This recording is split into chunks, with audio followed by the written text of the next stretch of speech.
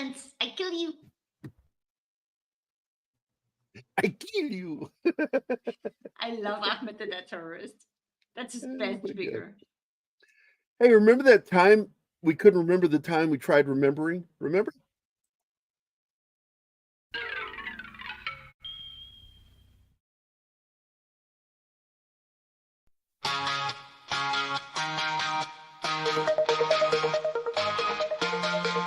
This is where the fun is. This is where you need to go.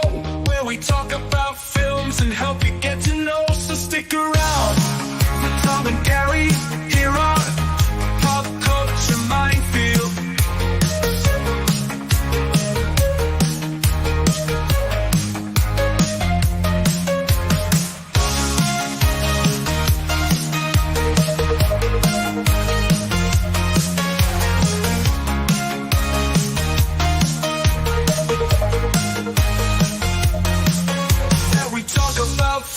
And help you get to know, so stick around for Tom and Gerry here on Pop Culture Minefield.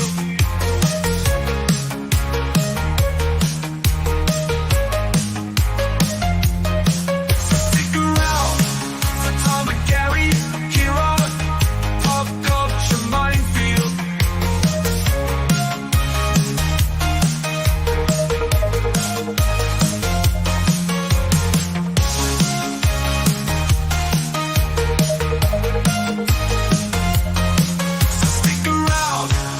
Tom and Gerry here on Pop Culture Minefield.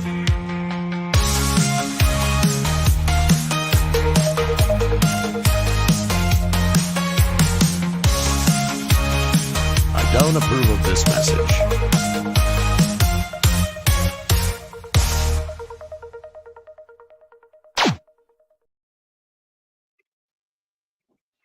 Tom does not approve of this message.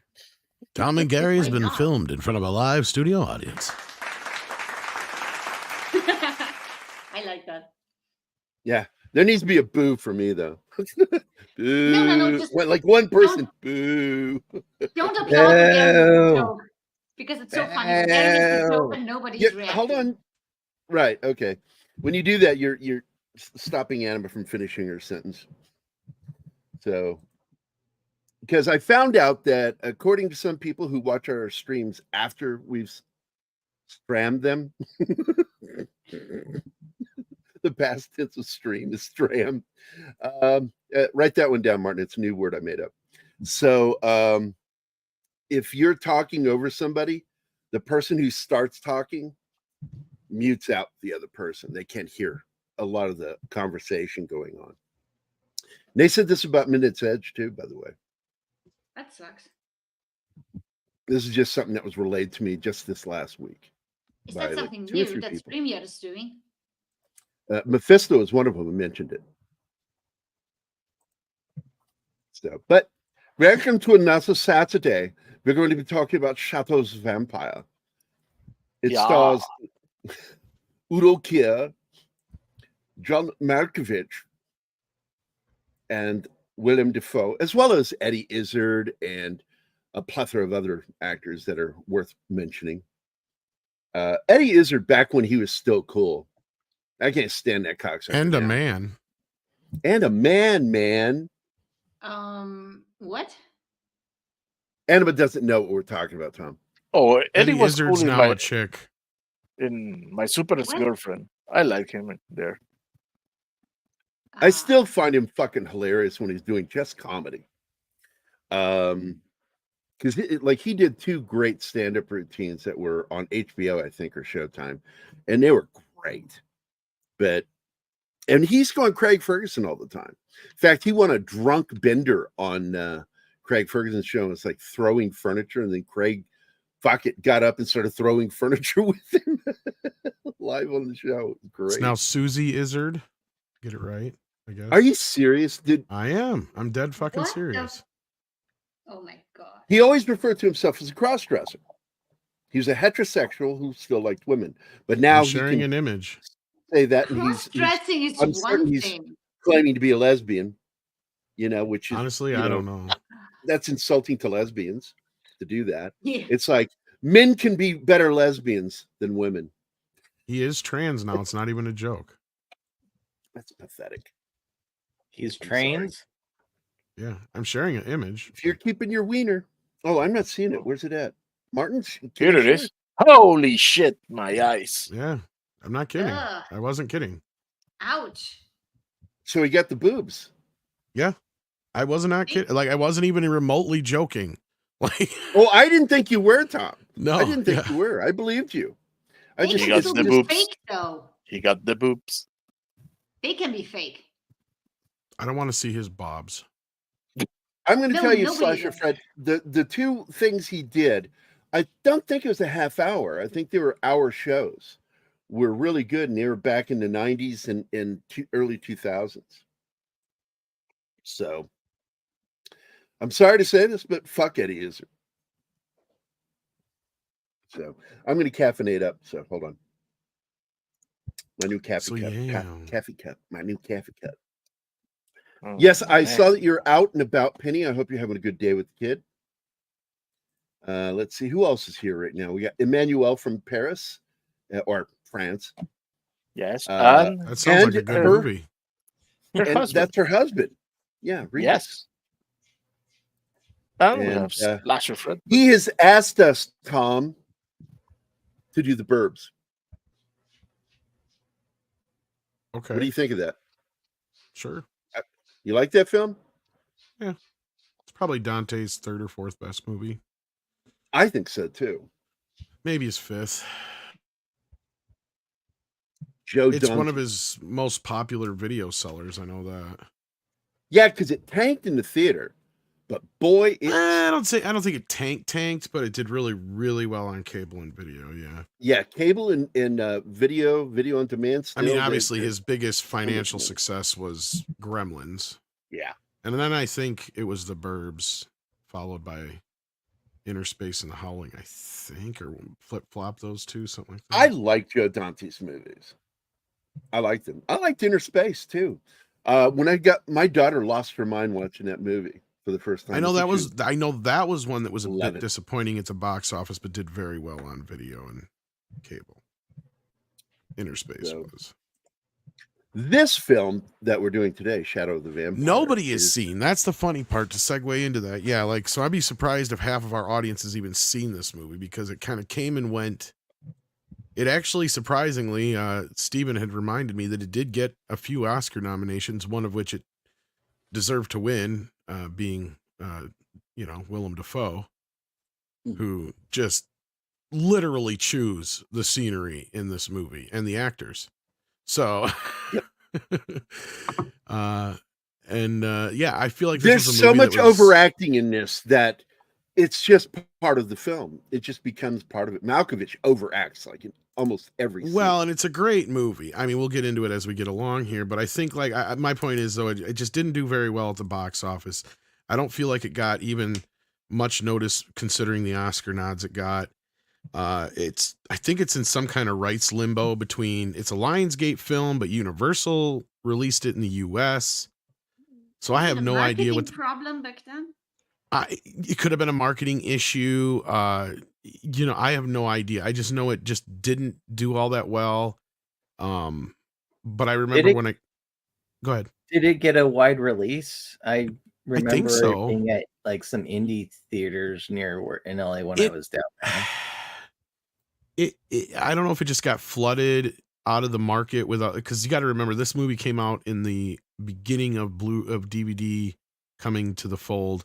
So I'm sure the movie made some money on DVD after the fact, but I just don't know how many people really discovered it because it was just one of those movies that kind of came and went. And most people forget about it until you bring it up. And even, unless somebody's seen it, then they're just like, I have no idea what you're talking about. But, it kind of fell under the curse of having vampire in the title as well, which is another thing we might get into a little bit here. Cause that was a big point How in is the that film. worse? like For some reason, what do you mean? in Hollywood, traditionally, anytime vampire is in the title of a movie, it has done poorly. Huh. Like Interview with the Vampire. It is the only exception to the rules at this point. Like otherwise, like even like John Carpenter's Vampires flopped. You know, it's just for some reason Which is just one kind of my a least taboo. favorite films by him. Up until like Interview with a Vampire was like the first time you had a movie in a while or ever that did well with vampire in the title for some reason. It just was kind of one of those Hollywood taboos.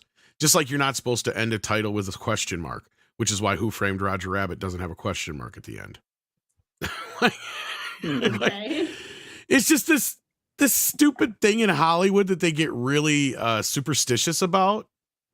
And it's just like, oh, you can't do that. No movie ever with this has ever done well.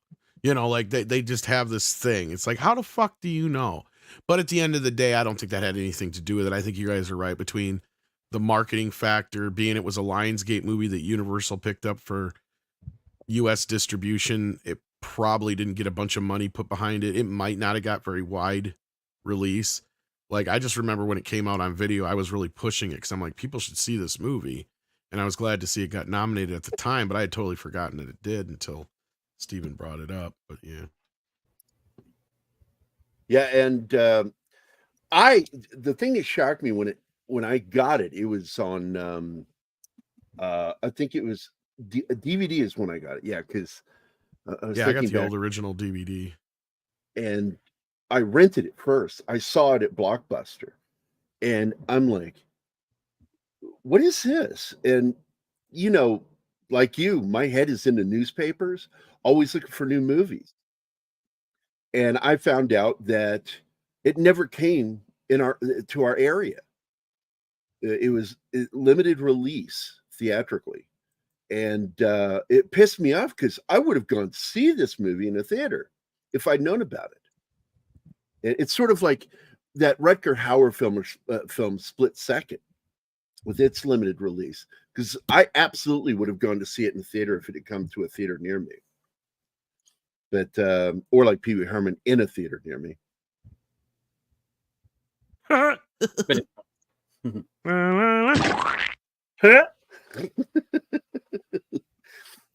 Oh, Wendy.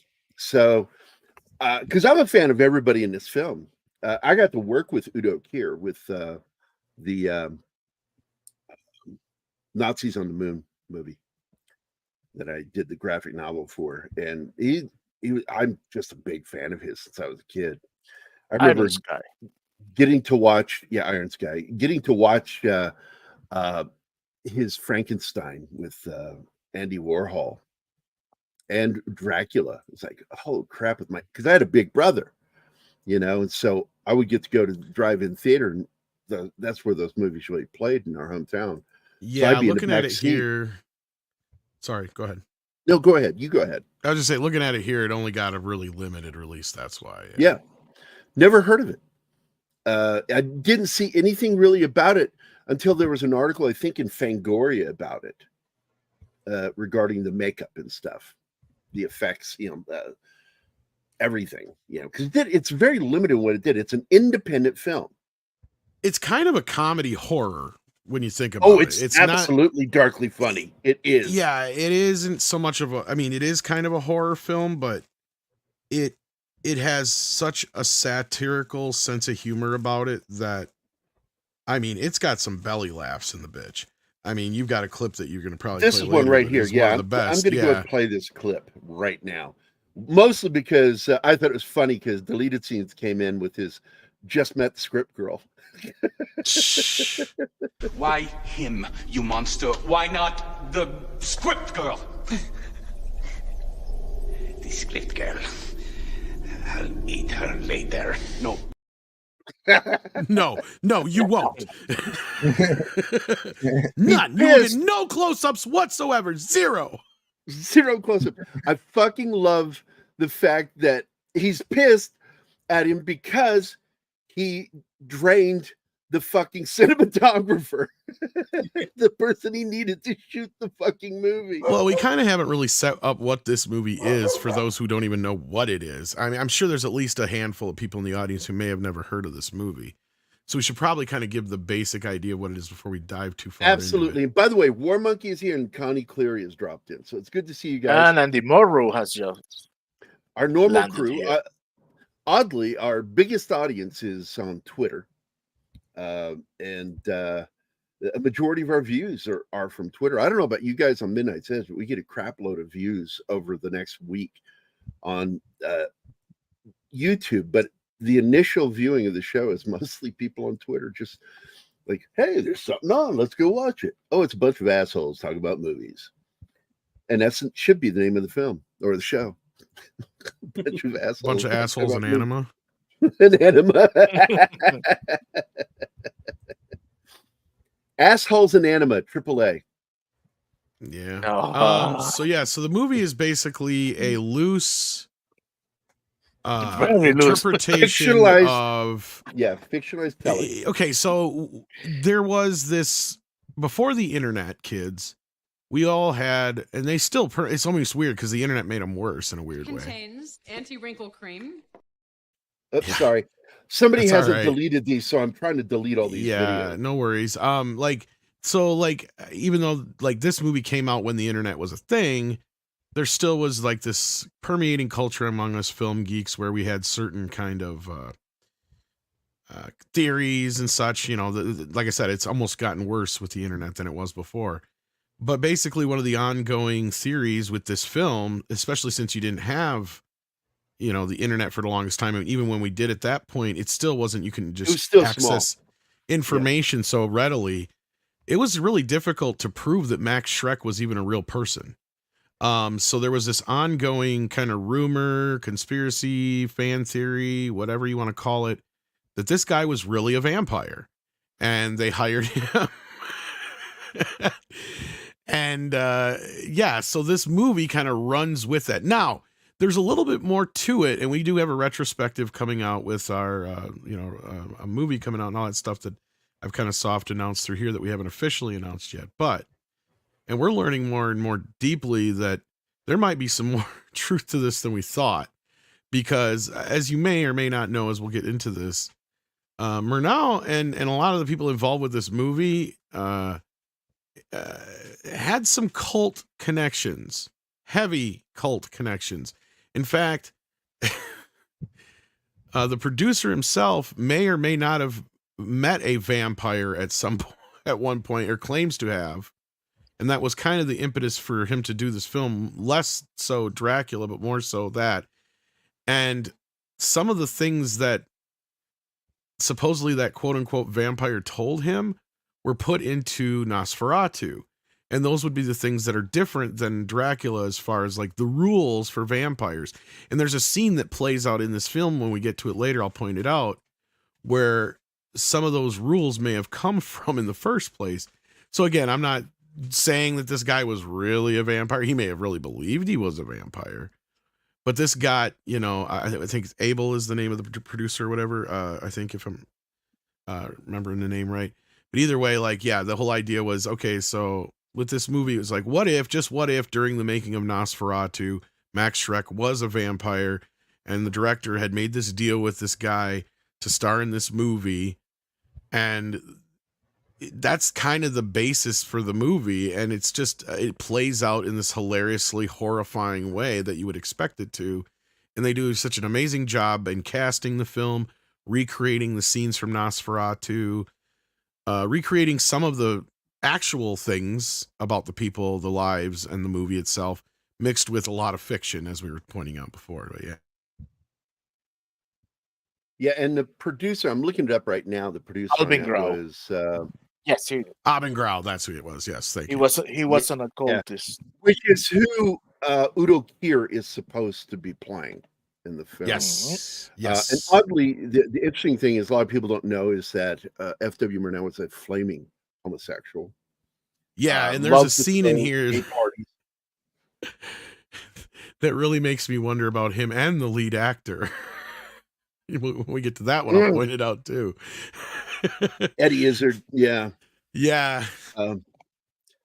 Because get this, what it is, like, here's the thing, guys, you got to understand that Eddie Izzard, the guy that he's playing, wasn't exactly like the best or most well-known German actor at the time. He was like, if anything, like your fifth or sixth choice. So, Gustav von Wangenheim. Well, nobody was well known at the time. Shrek was a stage actor, and No, but that was the thing is he could have gotten for the money that was spent on this movie, he could have gotten an actual German movie star. Was the point yeah, that some of these things and were making? Yeah. the same with the So girl. She wasn't very famous at the time.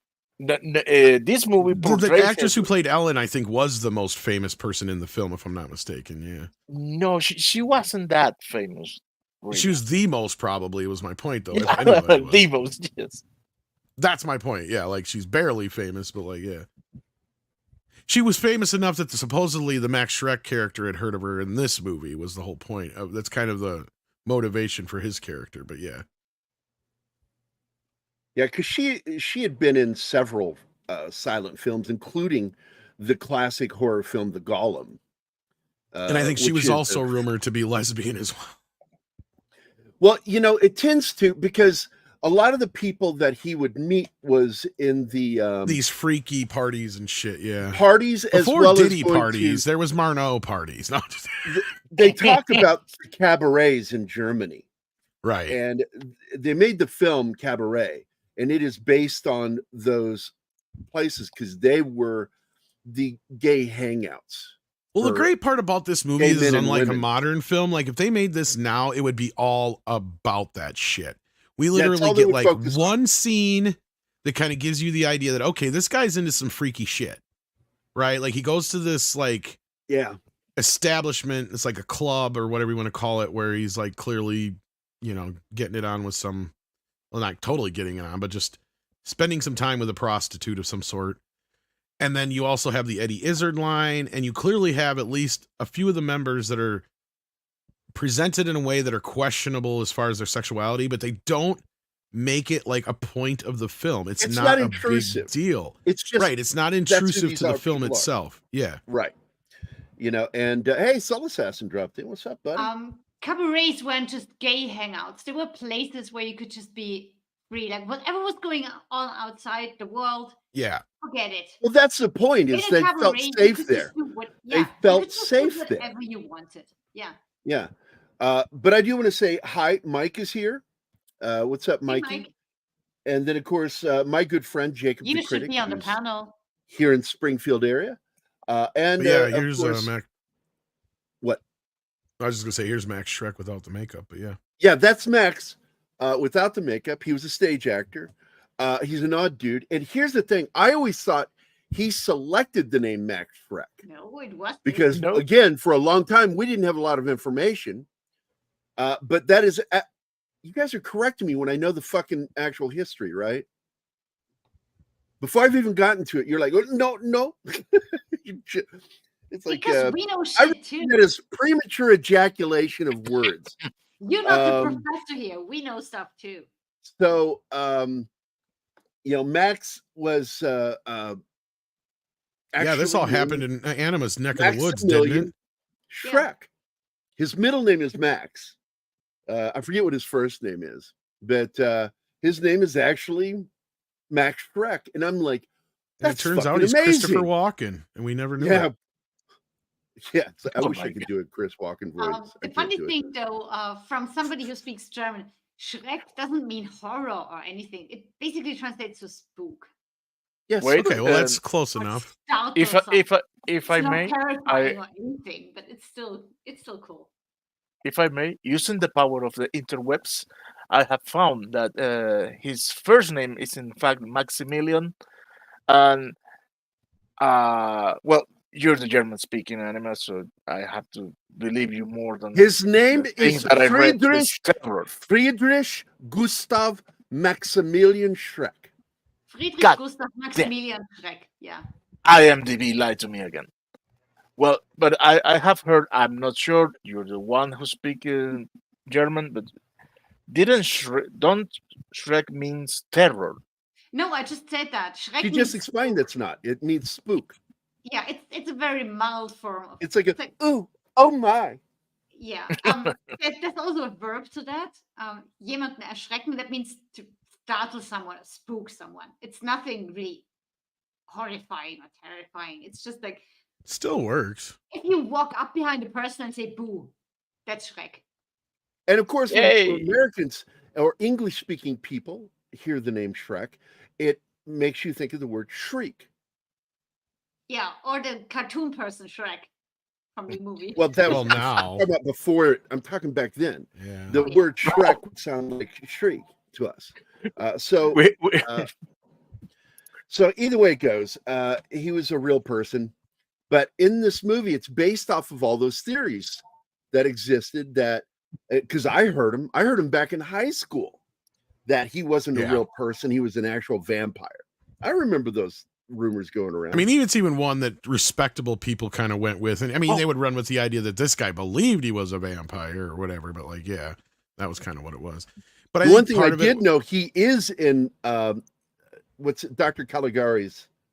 Yeah, he's been in other films. That's the thing that's funny. But he was so unrecognizable in that film, and hardly any of the other films that he's in exists still. So that also doesn't help. And because then of the add makeup in- they did for this film, in particular with what they did with his head and with the ears. And that And the little neck. string of hair. the nose neck and too. shoulders. That was Yeah. awesome. By the way, we They- have our first bridge here. Okay. It's black and Well, sea thank you, backward. awesome one, for extending some fun into Oh, it. But And that I was do want to. special language. Well, I'm and I mean, the movie has basically one main theme running throughout it, and it is who is the bigger monster, the vampire or the director? or the director, right? The real monster or the man, right? they're Like pretty that's equal. yeah, that's kind of the basic concept of the film overall, and it works. It works like gangbusters. It's a nice tight 90-some minute film, not even that long, and it gives nice you and the tight. basic outline of the movie. In a weird way, it's kind of like it's almost kind of like a weird comedy remake of Nosferatu, but like in a tongue-in-cheek kind of way, I guess is the best way to look at it. Well, it's such a fun thing to do, to do a fictionalized telling of how a movie was made. And then show actually some of the things that were done to make the film, how they lit it, how they did a lot of stuff, saved money. Well, and it was And a very seriously, though, for ambitious the budget- project for them back in the day too. That was what I was saying. It was really a high budget. Like you guys got to think about it. This was like a Disney movie level, like Avengers type level budget type movie back in the day, almost for them. Which makes you wonder where the money went. Well, we saw where the money went. All they that was the other thing is Marno didn't shoot a lot of it in any kind of studio. This part here is like some of the only bits we see him in the studio, and that's it. They went abroad. Yeah. They went Germany, every fucking place. Yeah. And of course, I want to point out that this is one of the first films to use the blue filter on a camera for night, because they couldn't shoot at night. So they had to shoot all the night scenes during the day. And they discovered that putting a blue filter over the camera with black and white film gave that. And then they would later, in post, add a blue tint for night scenes and add an amber, what do you call it? Amber lens, or It's pretty much what I'm green, looking for. yellow. It's sepia tone-ish. Yeah, sepia Yes. tone. But now it's basically like yellow, pink, and green. And for those nowadays, of but you yeah. who went to film school like I did, I learned during film school that during the noir era, the way that they shot black and white to get those fantastic shadows was they would put a yellow filter over the camera, the lens, and it really heightens the contrast between light and shadow. And I noticed was one of the that last when great they- directors to use that was Orson Welles. When they did night scenes, all the crew behind the cameras was wearing these goggles. Did that have Yeah, something what to was do with I didn't that? understand that. Was that from the magnesium lights they were using? What was that? I was I'm not wondering sure. that. I think they all wore them back in the day, maybe for something to do with that. I'm not sure. I'm They're thinking not it wearing has it all to the be, time, just for certain things. So Yeah. I don't know. because they would actually, because that's where the word comes from, striking. Well, when yeah, you because have I to mean, strike light. no, like these cameras were like, I mean, because you're right, like there was no shooting at night, right? Like it just wasn't. There's no way. In these kind of like conditions, they had to shoot these movies in. Like you're either shooting on a sound stage like this, or you're shooting in broad fucking daylight. because these cameras were really temperamental on what they could capture. Yet we're years and years and years away from even cameras that are self-powered on their own at this point. So Right. like it's And they were it's kind still of a they were hand cranked, or they were exactly. cranked with like a watch. You would wind it These up. are still hand and it would cranked wind here. down. Yeah. In fact, my Um, first real movie camera was a 16 millimeter I bought from the local NBC affiliate up in DC.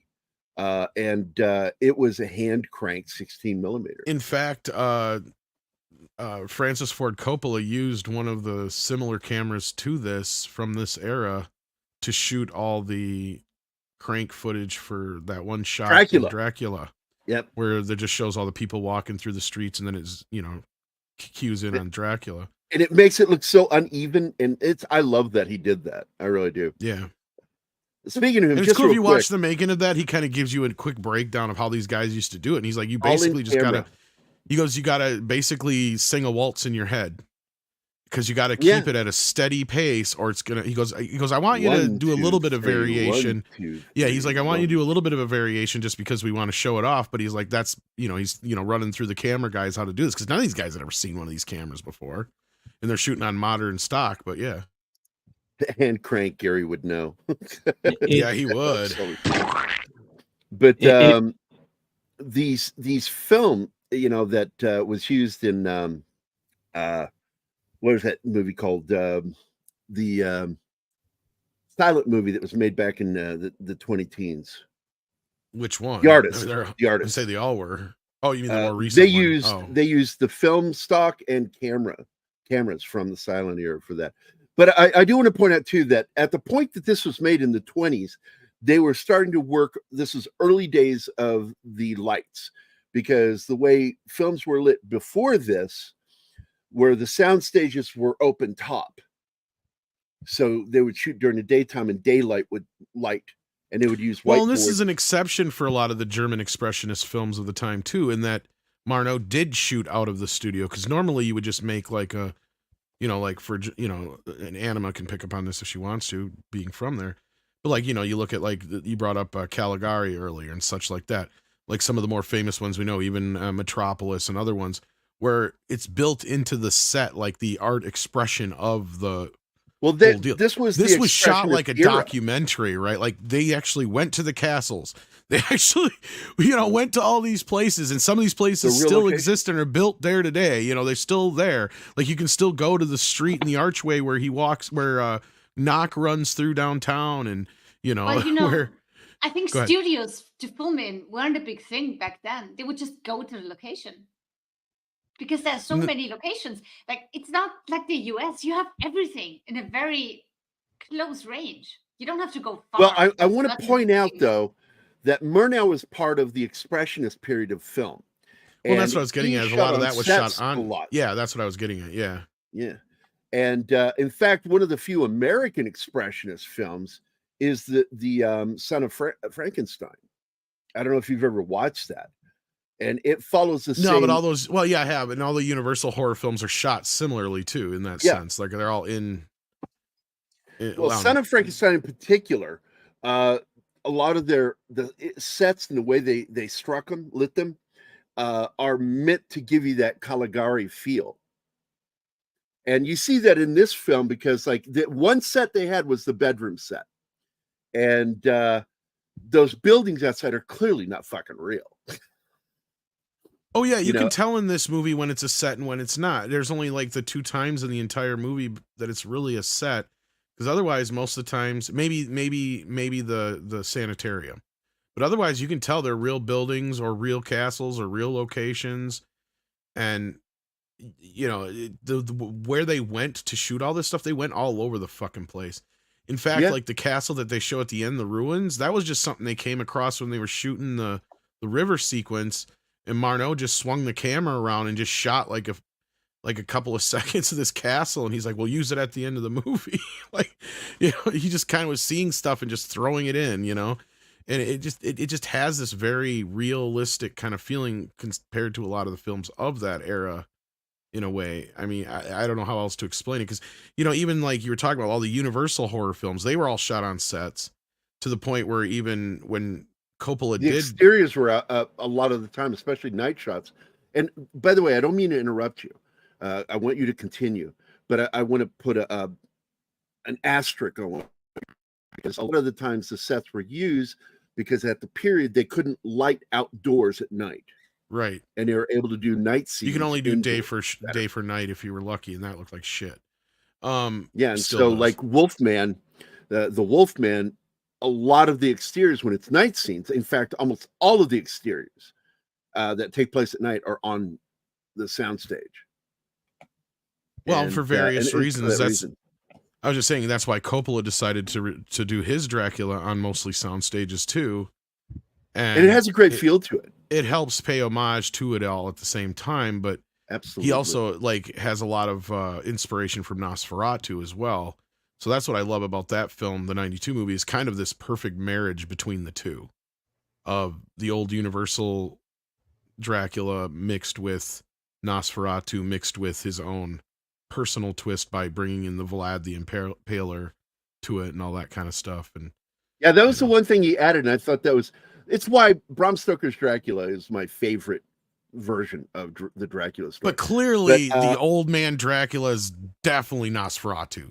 I mean, he even has him rising out of the coffin, right? Like, I mean, it in the shadows. I mean, come on, that's obviously a play on, Nosferatu and all that kind of stuff. I mean, there was a lot of stuff in it that was pulled right out of it. But yeah, anyway. So I'm going to get into the legal aspects, because you and I have talked about this a lot when we're just talking. Well, there's kind of debate on how it was all supposed to go down, because Marneau and team never really planned on necessarily making Dracula 1-for-1 anyway. That was the whole point I was getting at before, because they were already planning on bringing some new stuff to the table.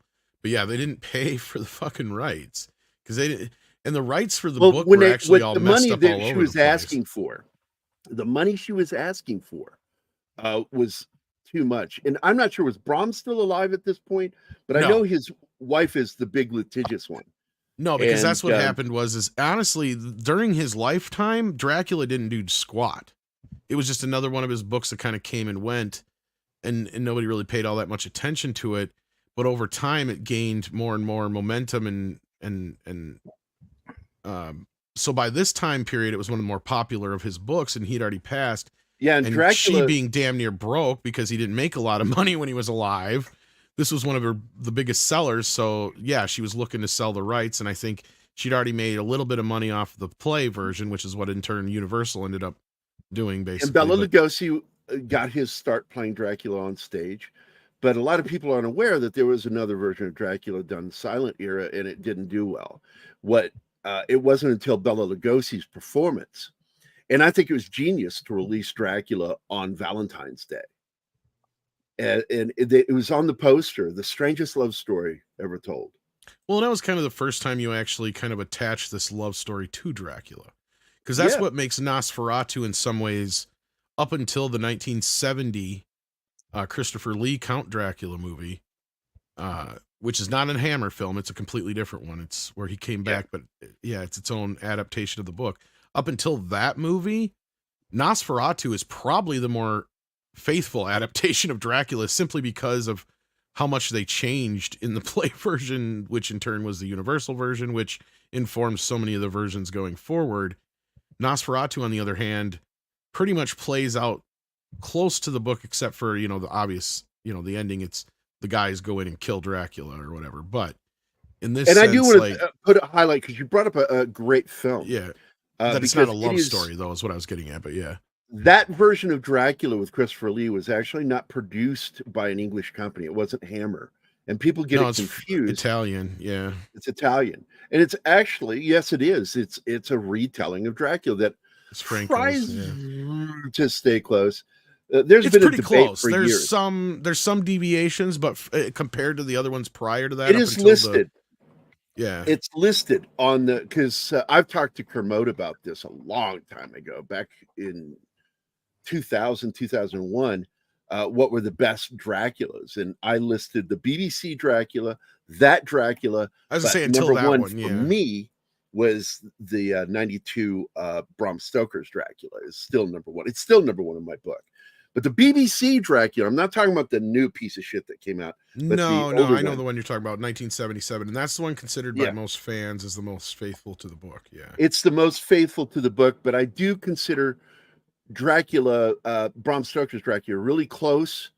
It comes in a second, but I consider it better as far as filmmaking goes. It's a it better really film. nails all of the various versions and retellings we've had, and kind of, like I said, encapsulates them all into one. If anything, it's more of a hybrid of Nosferatu and the Universal Dracula mixed with just little bits and pieces of other things.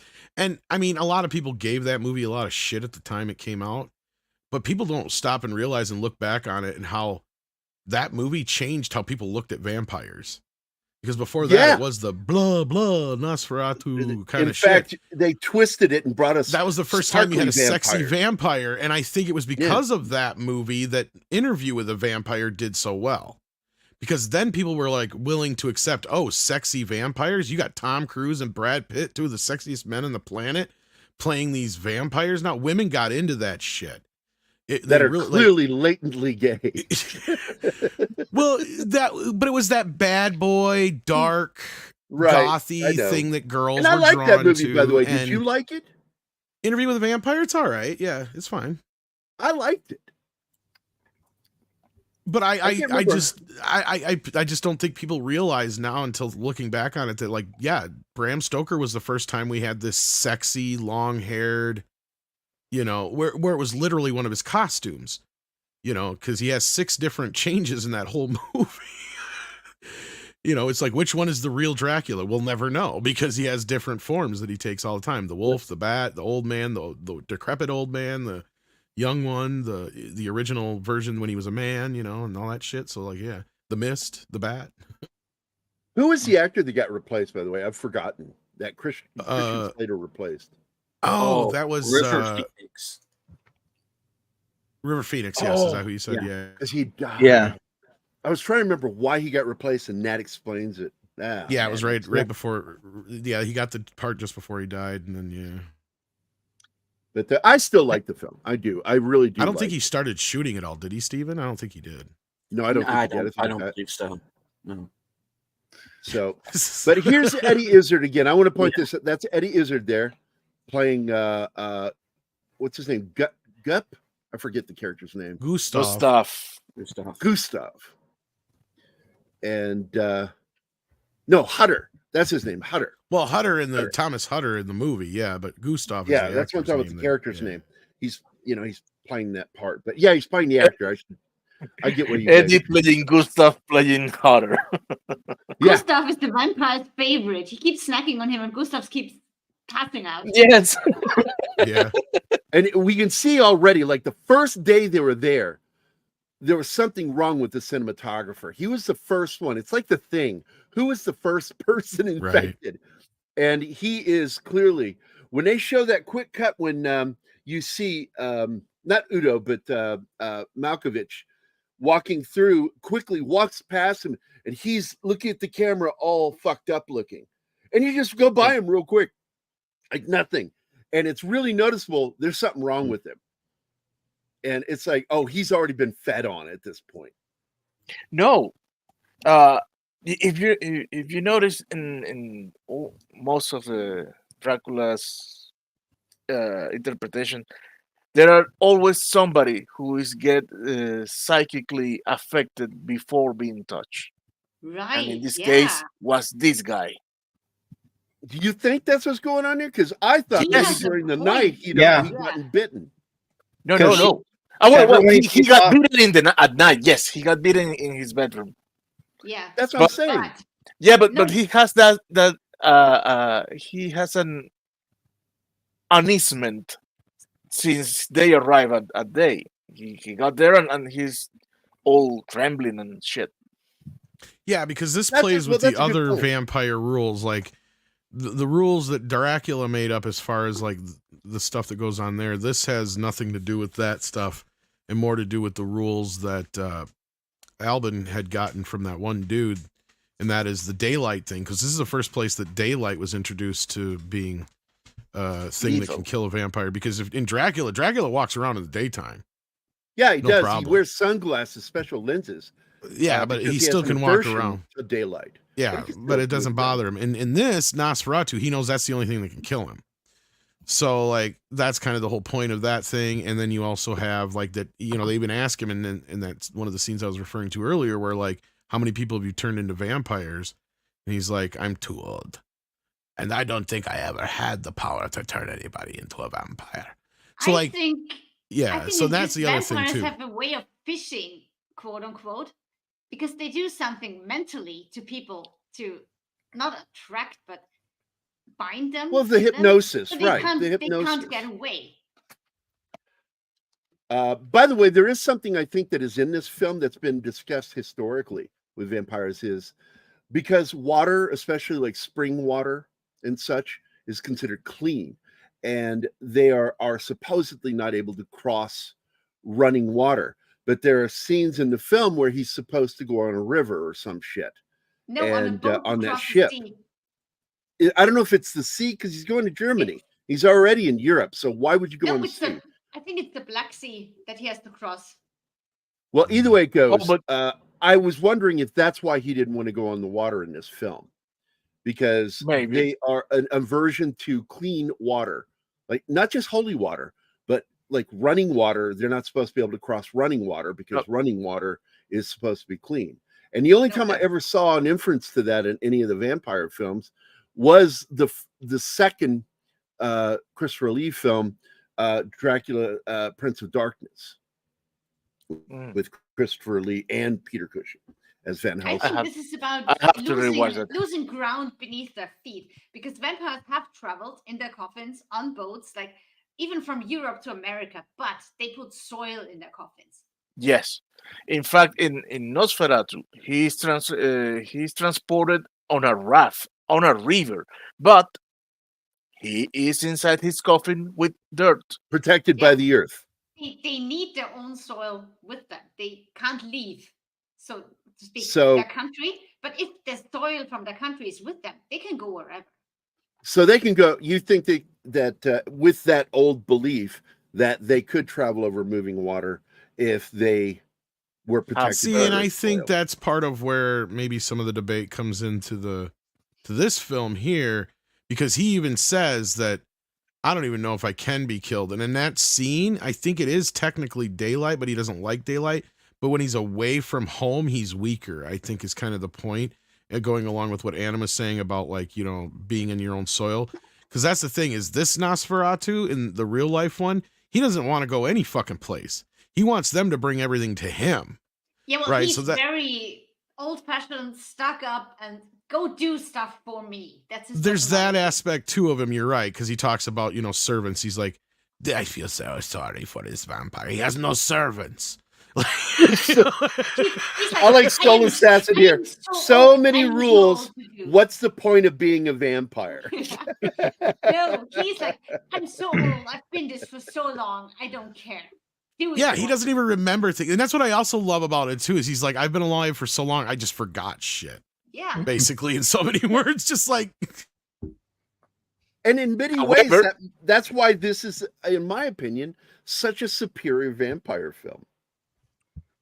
Because it well, it just makes him believable, and it makes the whole idea Yeah. believable, right? Like the He curse of a is vampire very believable. would be Yeah. like you're living alone all this time, and you're just like, you don't die, and after time your brain probably just, you know, it starts to work like a normal brain. You just start forgetting shit because of habit, right?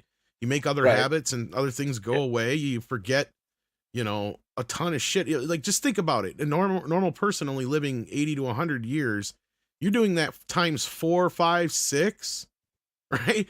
And I mean, he even talks about, you know, how because in this movie, I love they give him that same speech basically that Dracula has about, you know, the blood of Attila the Hun runs through these veins, and I used to, you know, be the God damn it, leader Gary of Oldman's armies and all that kind of shit, you know, and now here I am just deteriorated to being this Yeah. fucking, you know, monkey Husk. for You're years, right. performing monkey, However- you know. However, I got to tell you ha- again, Gary Oldman fucking owned that role as Dracula. And it's one of the greatest, if not the greatest, performances Dracula. I think even better than Bela Lugosi. On Yes, that note, it is. Gary, He also has one of the best director fights ever. Have you seen the video with him in the Dracula outfit arguing with Coppola? Yes. It's Yes. fucking great. What's funny is I understand where Gerry is coming from, and I will side on Gerry with that argument if you watch the video. Because what he is saying is Coppola's like, just come around the corner and do the line. And he's like, I can't just come around the corner and do the line. I need to know when I need to start the line because I know it going back and forth with Keanu, and I don't have Keanu here.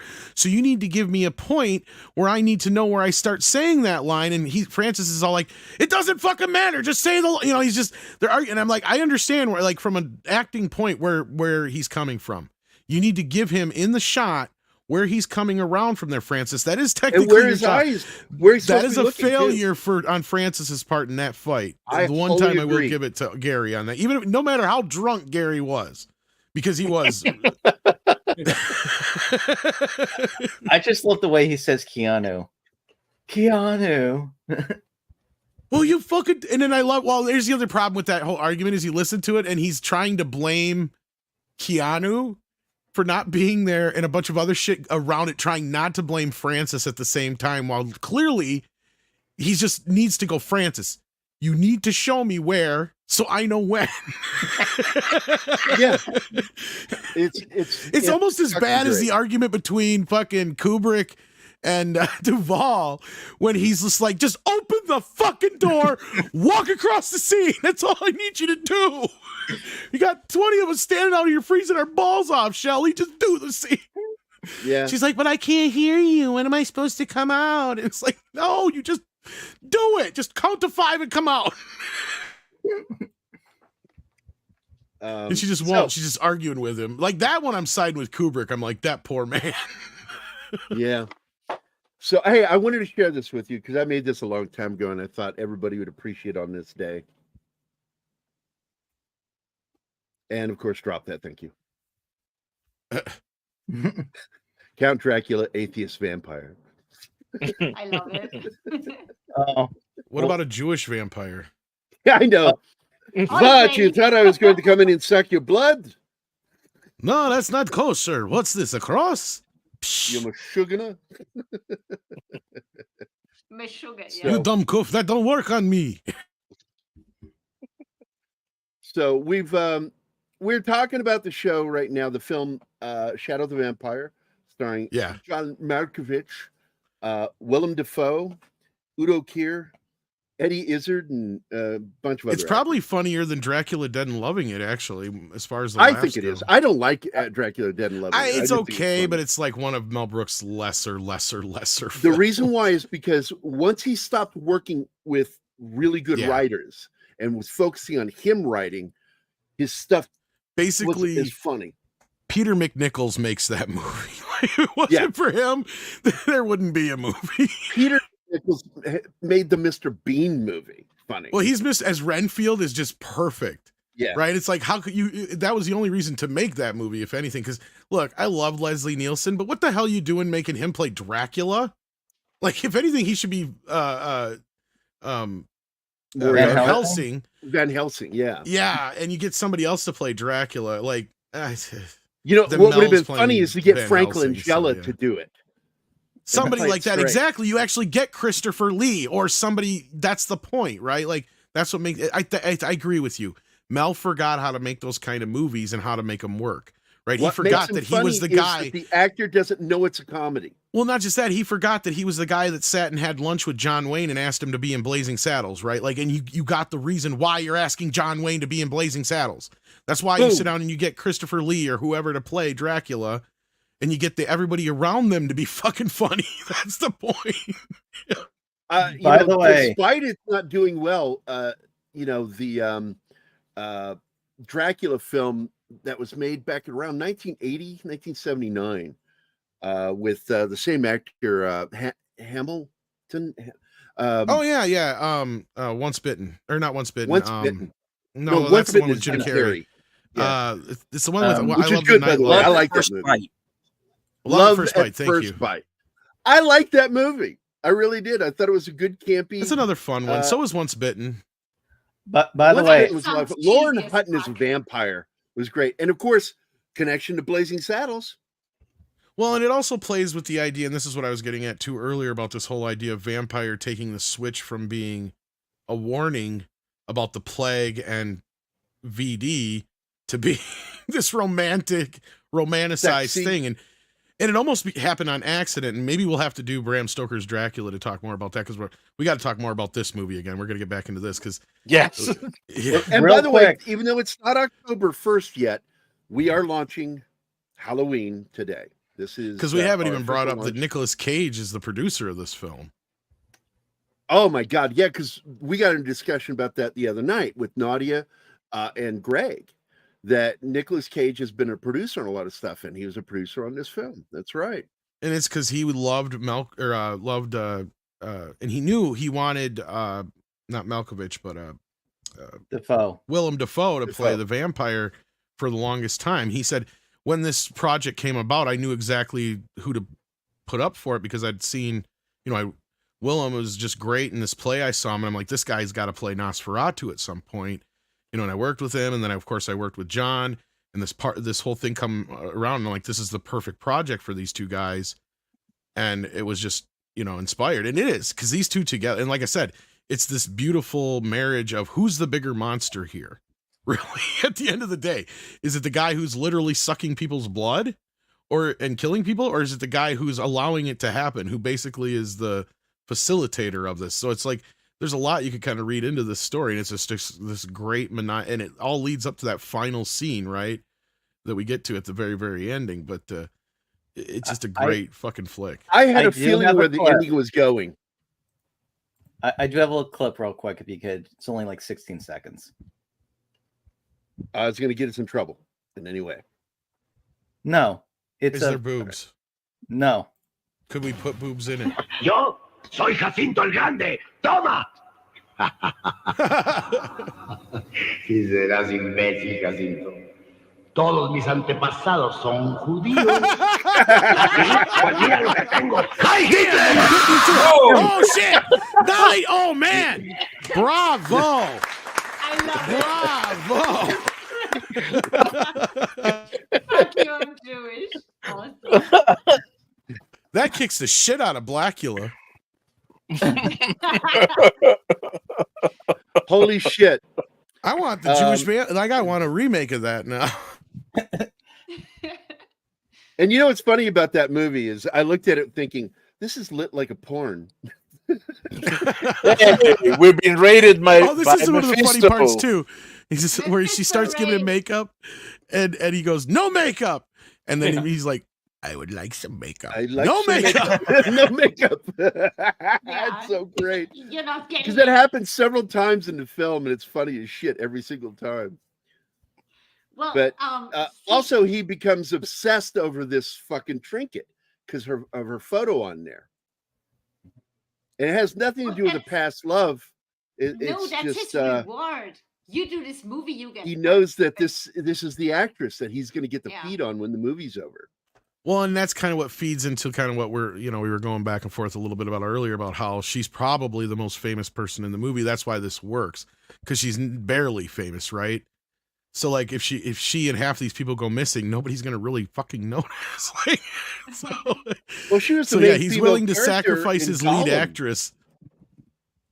No, I which know, was but the I Jewish mean, Frankenstein. yeah, it's just the point though. It like kind of just feeds into that whole idea to be punny, that he's willing to sacrifice his lead actress, which goes along with the movie. And this is where I was saying it was kind of a weird remake of the movie, because in the movie itself, Ellen, sacrifices herself to save everybody from the plague of Nosferatu by giving in, to him and To trick distracting him him. into staying too long. Staying too long, yeah. Which always made me wonder why they threw in the steak thing at the end of this movie. I don't know if that was ever part of the original story or not, but I don't think it was. No, I think it they wasn't. just threw it in there. Can we talk about his fingernails because they gross me out? Please. I'm sorry. By the way, I couldn't find a clip of it when he rattles his fucking fingernails. It's so fucking awesome. Ew. And from what I heard, that was something he came up with on his own, and they liked it. Did Did- make did any you kids, notice- Gerry? Well, he went to Dolly Parton's manicurist, didn't he? Oh, Speaking of Dolly Parton, And you know I'm why not he's so making this pale, up, right? Because nothing grows in shade. I found out The recently boobs. Dolly Parton produced Buffy the Vampire Slayer. What? Yeah, The show or the movie? What? I think both. She owns the rights. She's actually working on the reboot, apparently. Which I'm like, what? Maybe maybe the production company she made or owns must have something to do. It's possible. Like you'd be surprised. Like every time you see Jersey Films, that's a company that Danny DeVito's part of.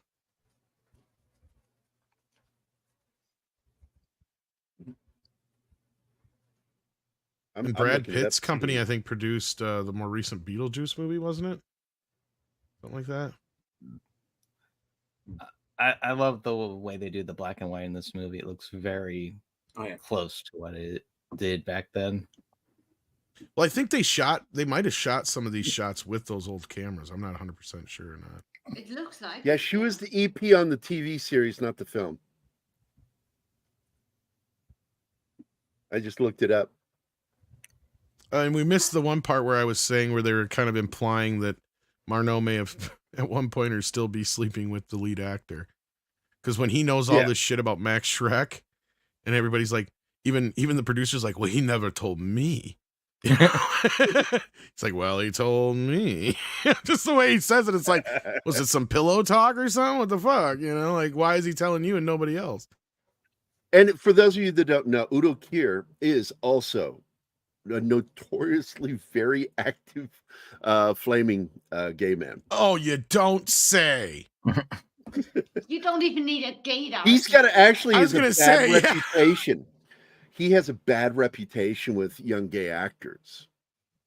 If you've ever read up on He it. seems like that kind of a guy. I mean, I'm just saying. I mean, Very lecherous. He likes them young. Oh God, he could you seems imagine like that kind of a guy. Sorry. Your body, it is so hot. Thanks, Udo. Yes, that's a very mean table.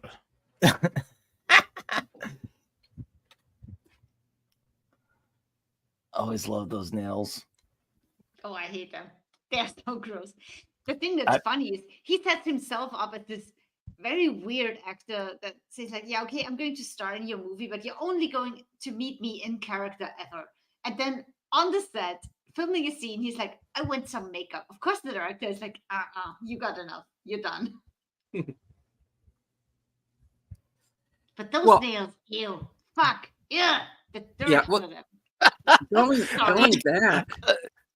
Did you notice that he's clicking them when he's machinating some idea, but when he's got his conclusion, he just wraps them all together in a sound. Those nails threw me off the entire movie.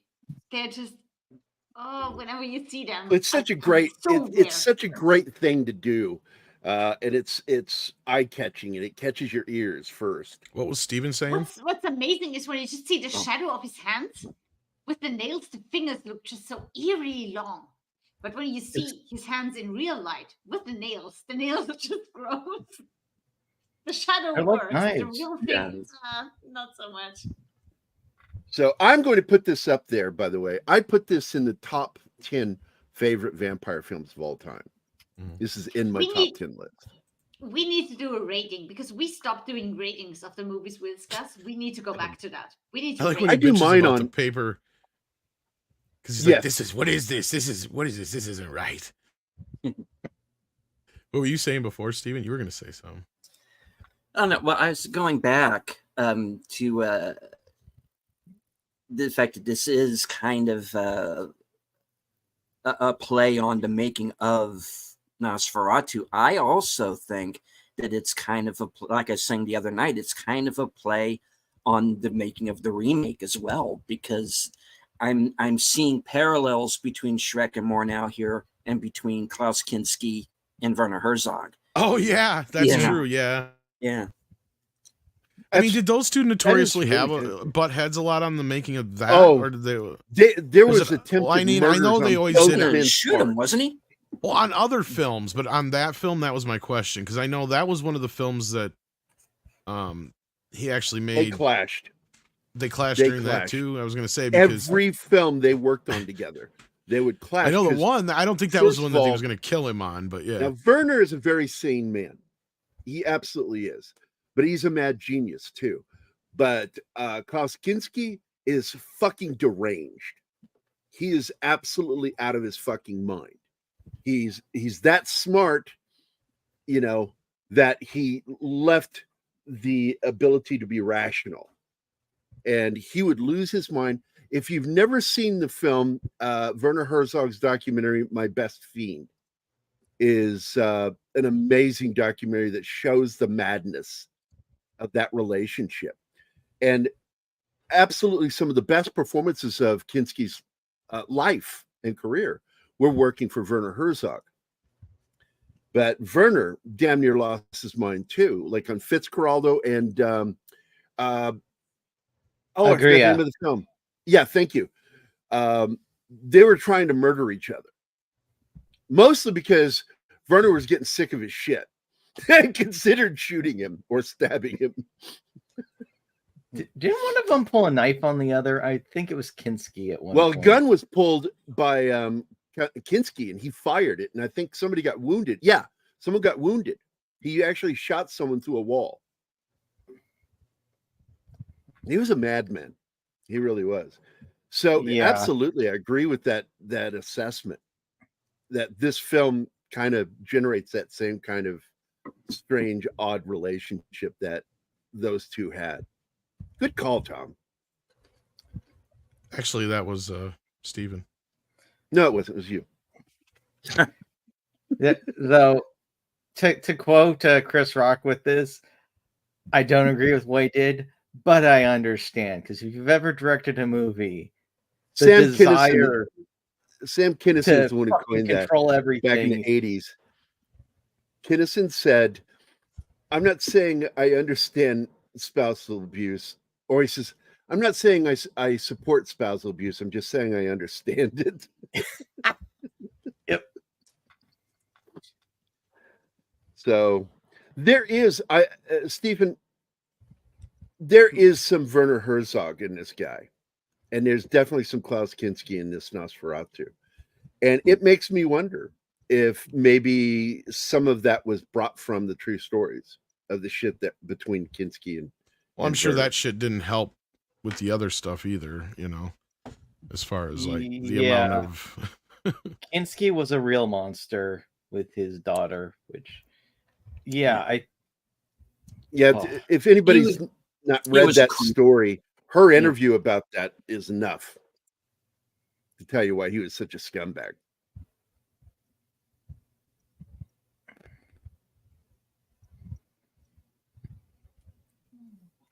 Oh, what was that line about, Martin? Because it skipped over part of that dialogue. Oh, which Now one? I have mine. Where Murnau says, You now have I your work mine. to do. Now I have mine, I think he said. Now I have mine. That was it.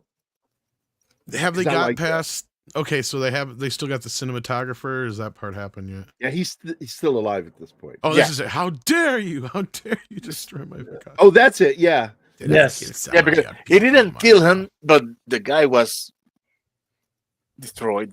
In fact, don't pretend you mourn. You die. I love that. He just like goes, you don't care about these people. You care about your fucking movie.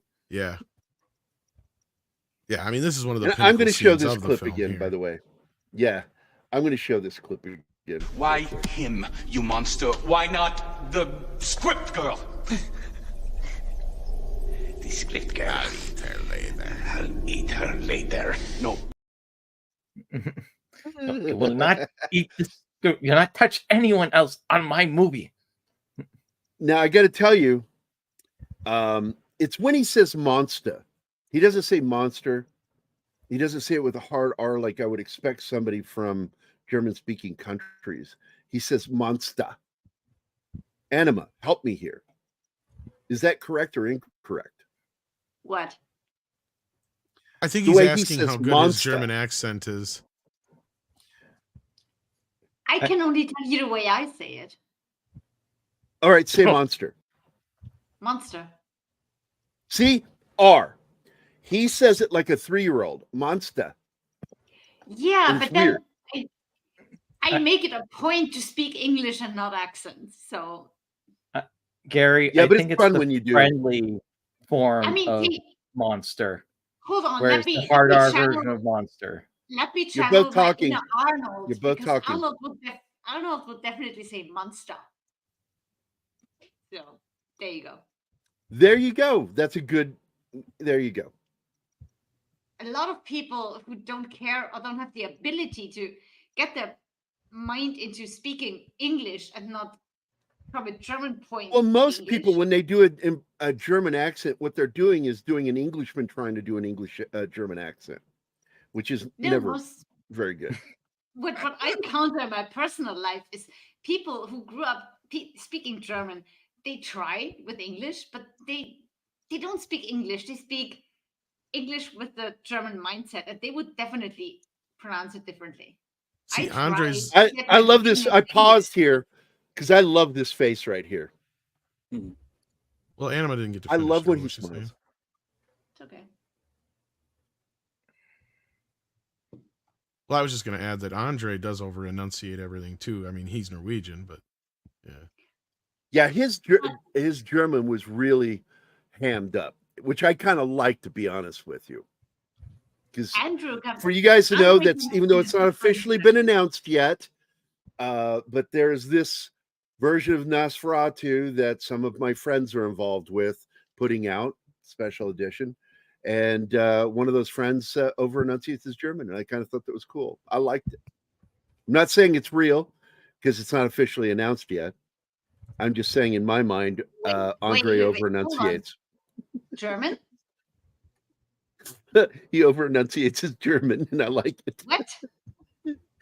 Nothing. It's a fantasy I have. Shut up. Fuck off. Really?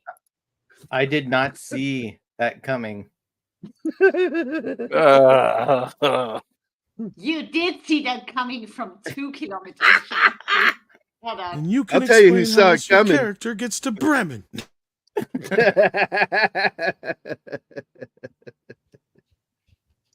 When will you Well, make that announcement as that there long as might you- be a new film? I think we're going to do you're it gonna this release? week. Yeah. I mean, like I said, I've been All right. soft announcing it for so long. It's like the world's worst kept secret. I know we're so soft we're limp. Is it supposed Oh to be my- that soft? No more softcore, only hardcore from here Where's on out. Charmin soft? Speak about yourself, Gerry.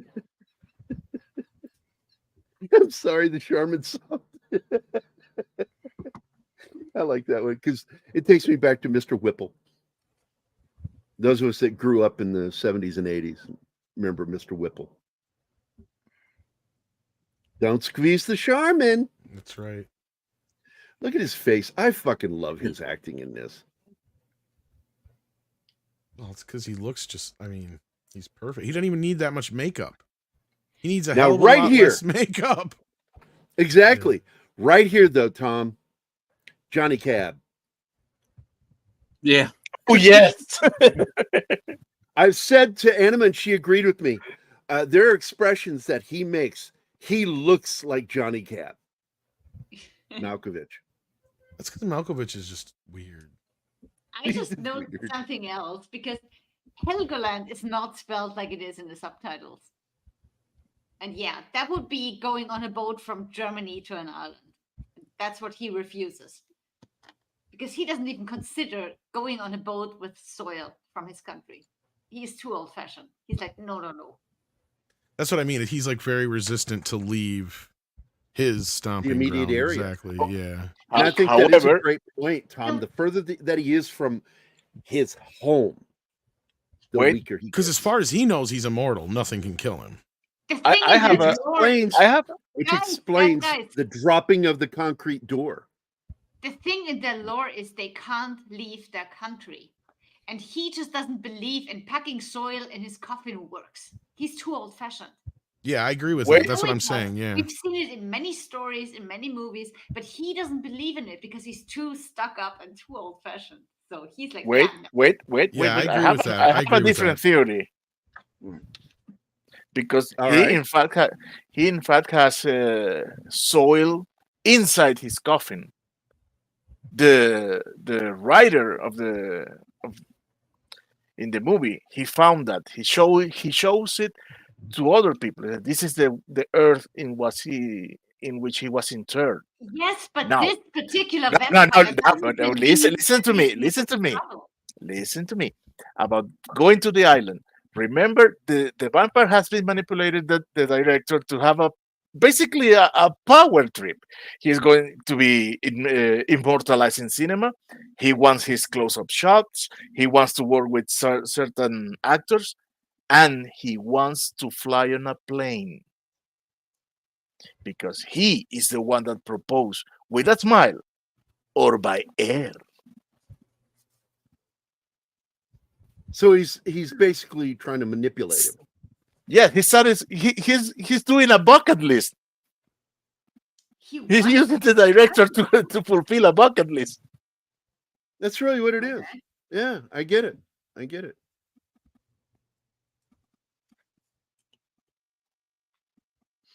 Yeah, and the neat part with the movie, his immortality ends, but then his filmic immortality will continue on.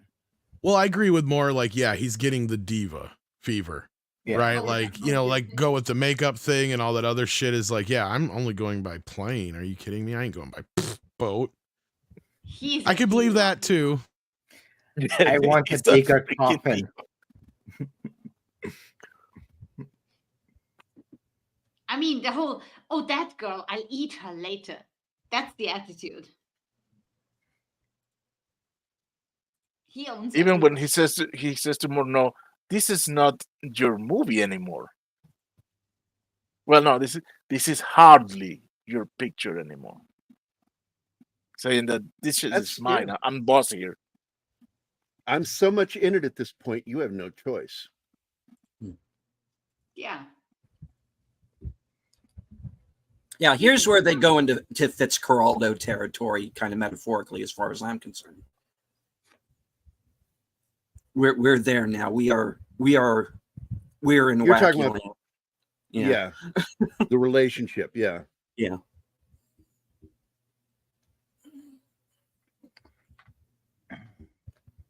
We have both gone to the Diddy party now.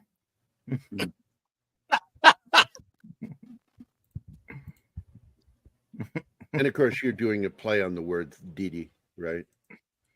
Yeah. Didi Mao. What? It's something that became popular during the Vietnam War with soldiers coming back, that they learned certain words for the Vietnamese, and it's actually from the French. Oh, that mix up like Buku Dinky Dao.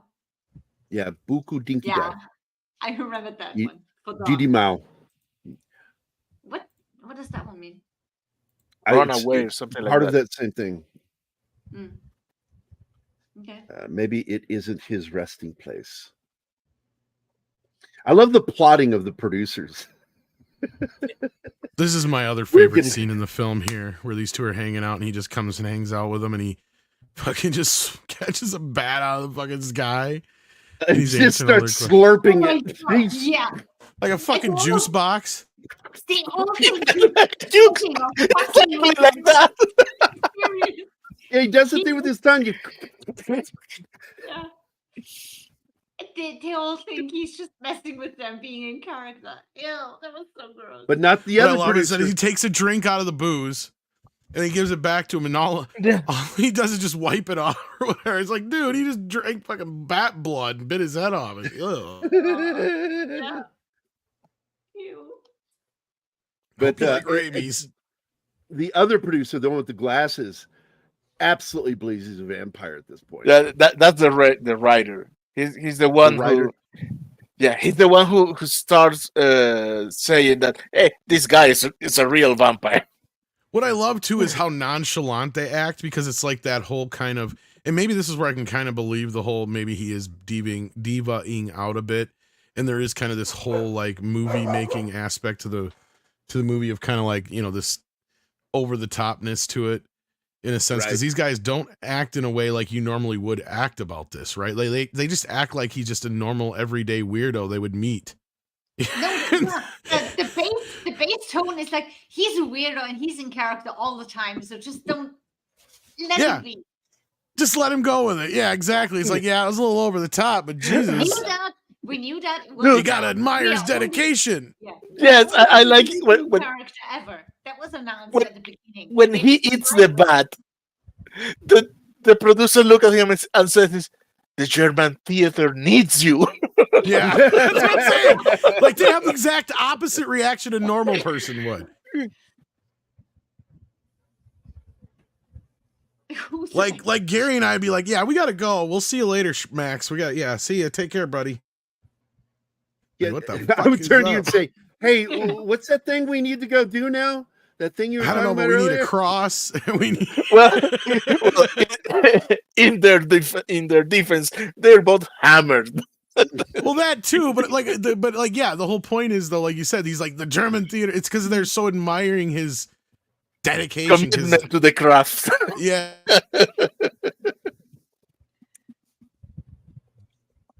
That's a great angle of his face right there. Look at that. Oh Holy yeah. shit. I love the light and the shadow on his face. He does a lot the mannerisms too of Max Schreck in this really well. The hands sticking out. and when the he's voice walking. is just great. I The, mean, the just- mannerisms and the way they light him, so that half of his face is in the dark, in the shadow, and this is where he opines about not having servants and all that shit. Yeah, but it's not talking about Dracula being poor. It's about now he has to pretend for Harker a lot of things that he doesn't know how to do anymore, and the Or never servants did. Yeah. oh Yeah. yeah, but Here it is. exactly. Then And how that's do where I you was getting become a at this whole vampire? idea that, they were bringing to the table things about this guy that claimed to be a vampire to Albin and things that he changed about Dracula that even like listen to Anima, like she's talking about things like they still believe that shit over there the way she's talking. Right? Like, Dude. Well, there's that mixture, especially in Romania, where because Right. originally Dracula meant son of the dragon, Dracul, and which is brought up sorry. in the movie Sorry, in the Gary. movie Bram Stoker's Dracula. she's gonna correct And you. hold now. on, Sorry. in Bram Stoker's Dracula, they bring it up, and he says, the son of the dragon, the Dracul. That was But the now original in meaning. Romania, in the 20th century, sometime during the 20th century, Dracul has been changed to mean devil. So They if you go there changed- now, Dracul means, I know that. And So they were I'm the original explaining woke that peoples? they changed it. Originally, it meant dragon, Son and of they the changed dragon. it in the 20th century to the devil. So now, Yeah. Vlad the Impaler is kind of referred to as son of the devil, Well, but he that's a was just- modern thing. He was brutal and cruel, and they needed Well, he something was. to. But he Yeah. was also treated brutally, and that's where he got it from, was the way he was tortured. But he Yeah. was a real person. I'm thinking mythology and history. Draculia. meant You just son of made a the mistake, dragon. Zax. That's not what just happened. She thought she was, and I already knew the information. So, nah. Yeah, but you got it upside down.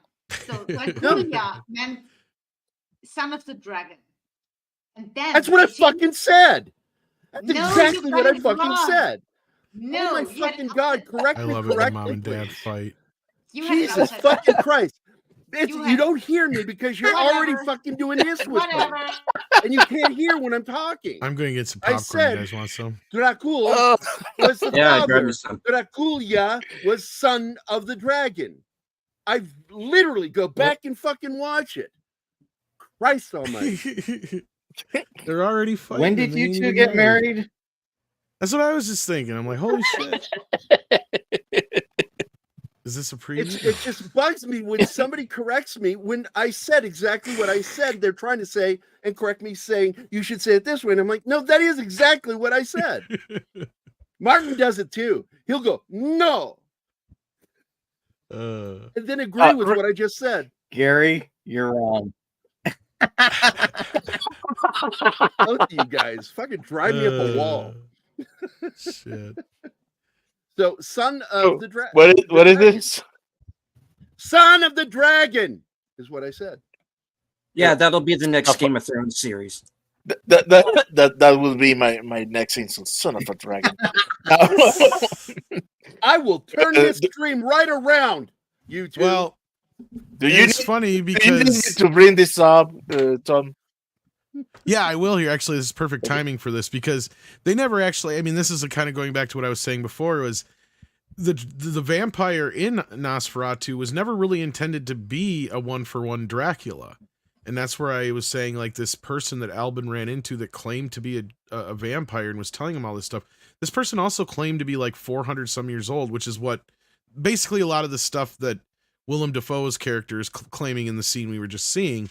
And you kind of get a clue to what he's talking about in Nosferatu, and this is what I'm talking about. Belial's seed sprang the vampire. So they're saying that, you know, Nosferatu, basically who that's where doth Nosferatu came from. Is he sprang from the seed of Belial, and for those who don't, do you know who Belial is?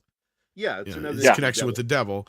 Yeah, Belial. so like, yeah, so that's basically what this vampire is supposed to be. It's not supposed to be Dracula, right? It's supposed to be this. The original old ass, been around forever. Like this vampire doesn't even remember where he came from, kind of thing, right? And whether it was he's just sprung from it, whether it means it came from his seed like it's his son, or it came from his seed like this person was somebody who got into the occult and ended up calling on Belial and this was his curse, right? There's different interpretations of that. Like we've been diving deep into this shit, guys, and you're gonna see soon. I I'm looking can't wait forward for this. to It's the gonna be final great. edit on that too. And Yeah, because that's it straight is out in the of, public domain now, Nosferatu, you can yeah. do whatever you want with it. Yeah.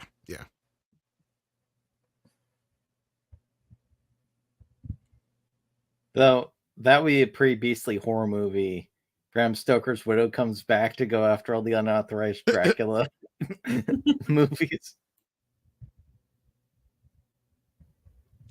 And I don't know if he ever actually built a set of the ship or not. Did he? That I don't know.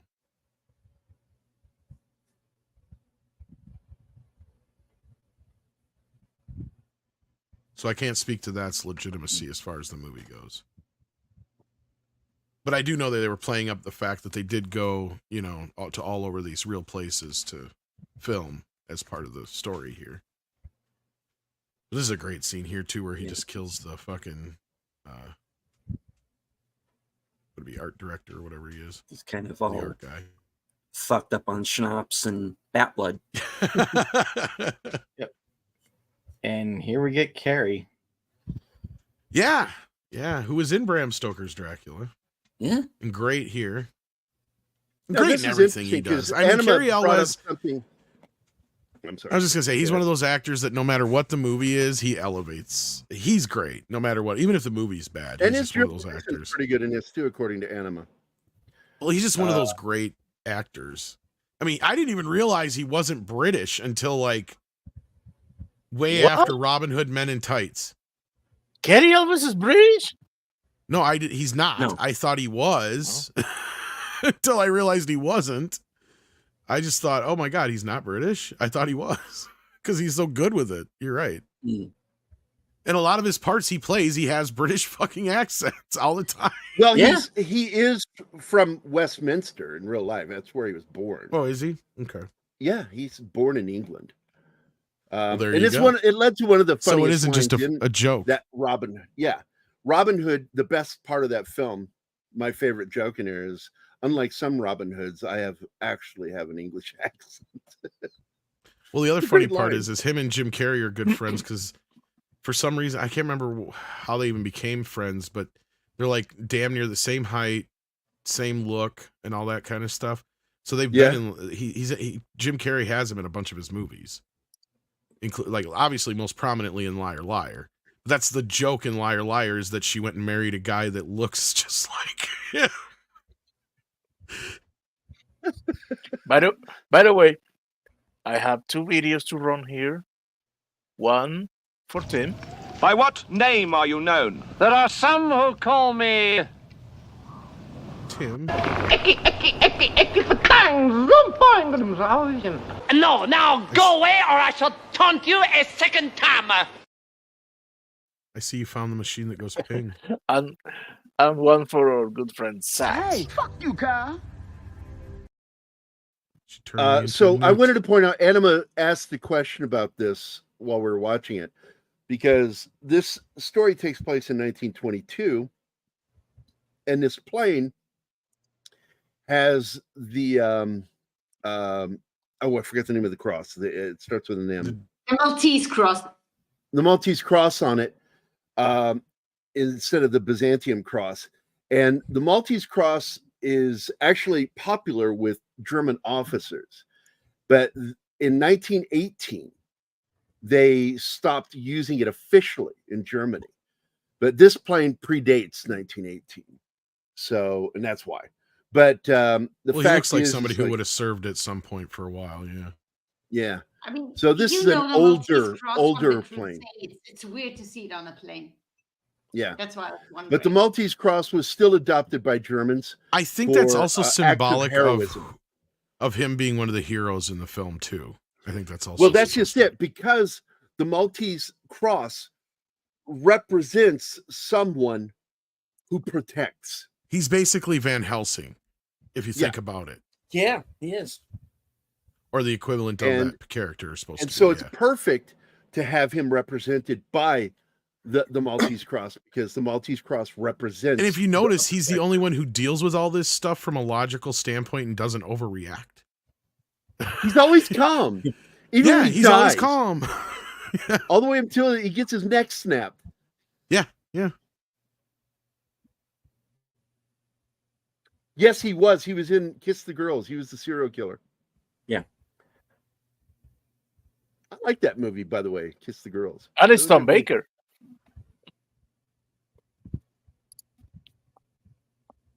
But not that Tom Baker. Come on. Unfortunately. Yeah.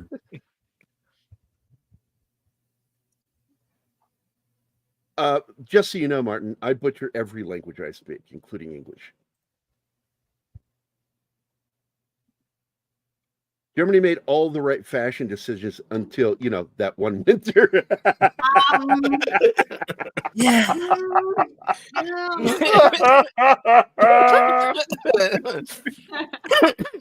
Nice one. Fucking Zags. Hi, Zax. And now they let that and the dancing. Oh,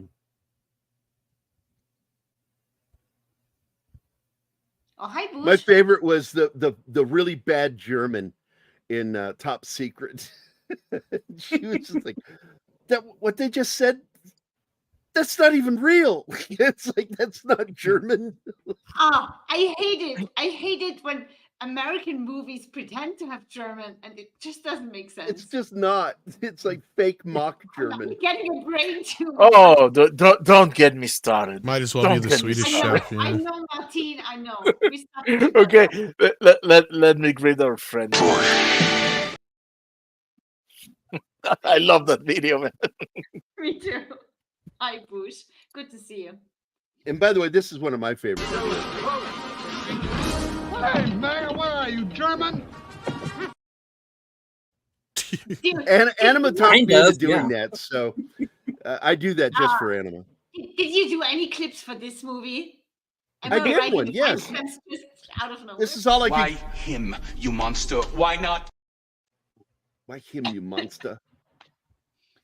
So, and then I also made this clip, but it has nothing to do with this movie, because I just fucking love Malkovich. Malkovich, Malkovich. Malkovich, Malkovich. Malkovich, Malkovich, Malkovich. Malkovich, Malkovich. Malkovich.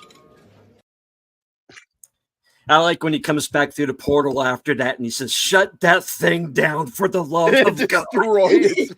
Destroy it. That is such a weird movie. I know, but it was so good. Friedrich tells me. He was around during the Renaissance. I like how it said, have you read Plato? Read him. Knew him. Yeah. That's one of my favorite parts of Beetlejuice is when he says, "I lived through the plague and I had so much fun." That's like, what the fuck? Yeah, that was pretty fun. I've seen The Exorcist 147 times, and it keeps getting funnier every single time I see it. Not to mention you're talking to a dead guy. You know, ever since that new movie hit the theaters, there's a train with Beetlejuice theme all over the outside, and it's running on Oh, my over line. in Austria. Just Yeah, back she was to telling work. me. Yeah, She was I telling me sent you a there's picture. Beetlejuice everywhere. Yeah, no, it's not everywhere, but it's on the one of the lines that are my first leg of my commute to work. I keep riding on a Beetlejuice line, and it's fun. It looks cool. It's a Fanta ad, basically, but it's for Beetlejuice, so it's cool. Oh, I like his disgust face.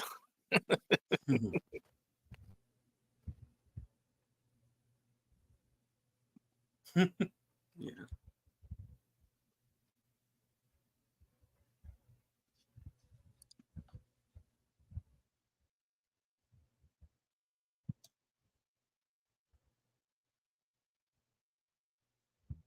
Honestly, maybe they did build this because I don't even know if you can even. Is there any shot? Well, yeah, there's about 2 or 3 shots. Never mind. I was gonna say in the movie that they actually filmed on the water. Uh, Yeah, just there's a couple. just the boat to. There's a There's few, two yeah. shots of the boat, and you don't see anybody on deck. But you see the one where the first mate jumps off board, and then when they drop the dead guy in the water too. Mm. So that's what I was gonna say. There's at least a few. So yeah. So here she comes. She's finally back on the set location.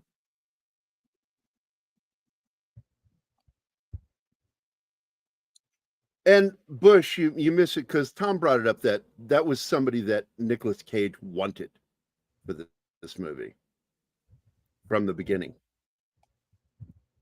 And eventually Nick It was pretty much ended written playing for him. Dracula. Yeah. Sorry, what'd you say? That eventually Nick ended playing Dracula in Renfield. And I love that movie, by the way. Yes, That's a fun movie. Yes, it is. Which movie? Renfield. Renfield. Oh, Renfield. Yes, with yes. Nick Cage. I love that movie. Yeah, yeah. I mean, honestly, you got to give Nick Cage credit. You know, normally he'd be like, "Well, I'll play Nosferatu or I'll play Marno." No, he, got these great actors. He doesn't even do a cameo or anything like that. I mean, he promoted the hell out of the movie. I remember that, but yeah. I love the recreating of scenes from the original Dracula. Just fucking great stuff, man. That was a fun movie. And you know what? Aquafina didn't annoy me. She always annoys me.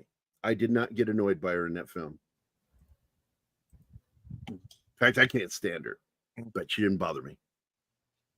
I love to see how a silent movie was shot because the actor always hears the director giving like directions. You do this, you do that, you read, you notice, it's a lot of fun. And you guys brought up something earlier. I don't remember all who brought it up, but I know Tom did, and I think maybe Stephen or Martin did, the overacting.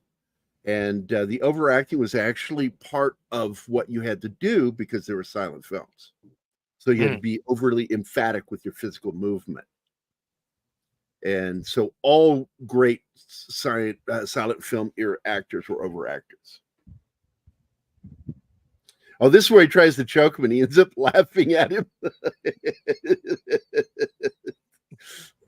And that's when he becomes terrified.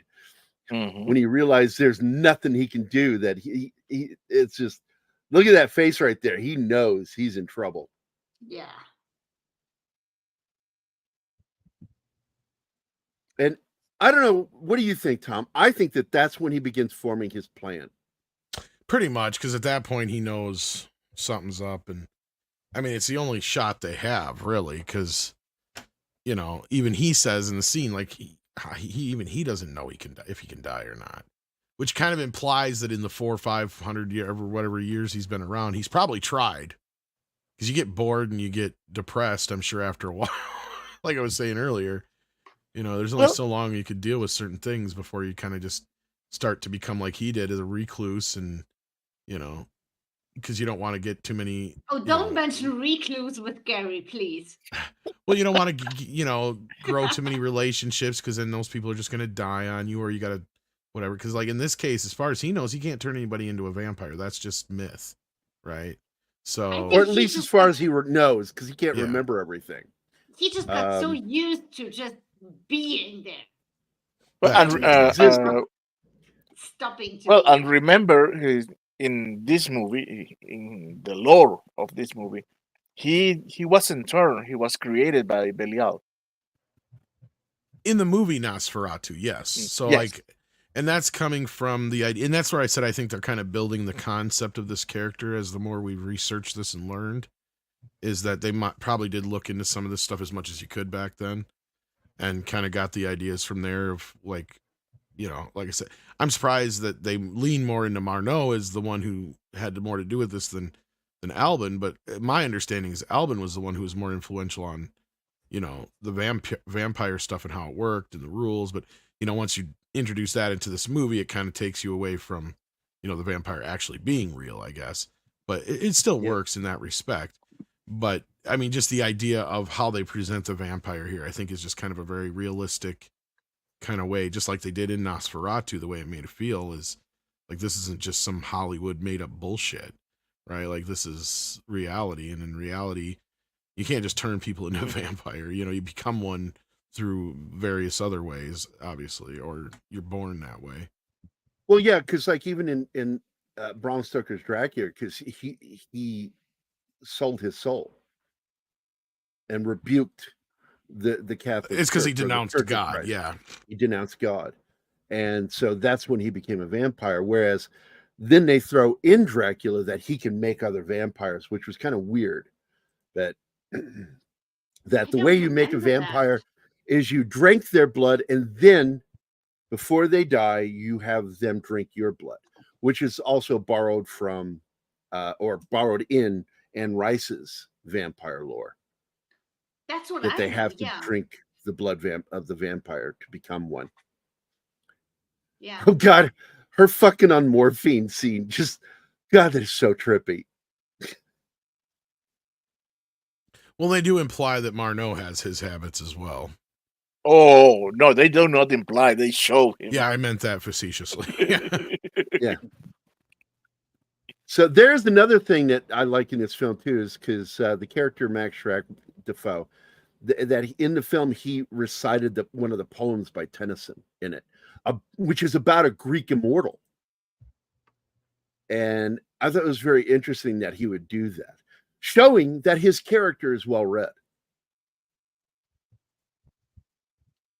Well, he's on up to date with the culture of the times. He knows even the actors and actresses that are popular. Yeah, he knows she's a movie star, so he's fully aware. And by the way, did anybody else love the moment when he's looking into the lens of the projector and watching the movie yes, directly in his eye? I fucking love that, because it's something that's also implied in Interview with a Vampire, because he goes to see a movie, and for the first time in his vampire life, he's able to see a sunrise and not be killed by it or damaged. See, yeah, and that's where I think Marneau gets the idea that might be the key, because even though he doesn't imply it could kill him, he does imply that he hasn't seen a sunrise. Daylight. It's daylight, even, and yeah. that's what strikes me weird, because I thought sun was lethal to vampires. Daylight is fine as long as it's not the sun. But it's direct sunlight that's dangerous. Well, that's and right. yeah, because like even in the one scene, I think it's still. Go ahead. In this, you get the impression that it's daylight. Period. He's never seen day. He's a creature of the night, and that's so weird, because all the normal quote unquote vampire lore is as long as they're not in direct sunlight, they're fine. In the shadows with clouds, they're fine. This is just I got to tell you, he sees daylight for the first time, and it's weird. I do want to point out to your statement. Allegedly, that was a civil. Fuck off. A creature of the night. You said that too when we watched it. That it's weird. Gary, No, I'm not meanwhile- disagreeing with you. I was playing with you on that one. No, I, don't meanwhile, play am a with me. creature Don't of you the play with day. me. I have a teddy bear ready to hit you. Yeah, I've I can't say anything. I can't say anything. Never mind. I'm not supposed to say it. Tell anyone. So, this will be fun. This is a good scene.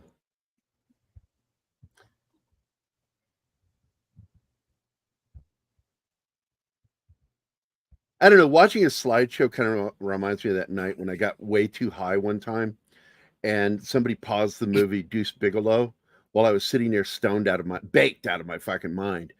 And it was like, I don't know how long we were sitting there, but after a minute, I said, "This is the longest fucking scene I have ever watched." Everybody cracked up laughing, and I was like, I think I was being Oh my serious God. when I said it. Like, is he gonna do anything? He's just in there.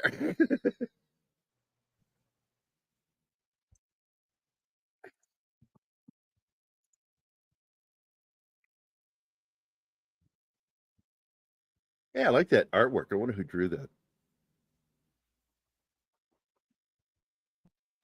Boy, this scene just keeps going. What's going on with this? Is it that long of a scene? With no subtitles? Oh, No subtitles at all. There we go.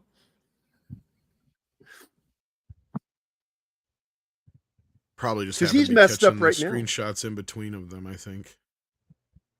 Because he's high on morphine Yes. right now, as I recall, isn't he? Yeah. laudanum. Laudanum. Same thing. It's just a derivative. Look at all the cruciforms on the wall. That was interesting.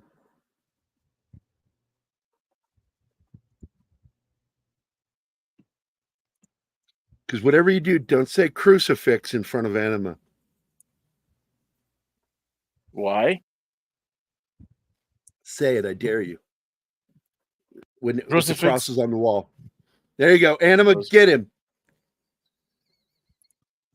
Get him, I Anima. think she left. What the fuck?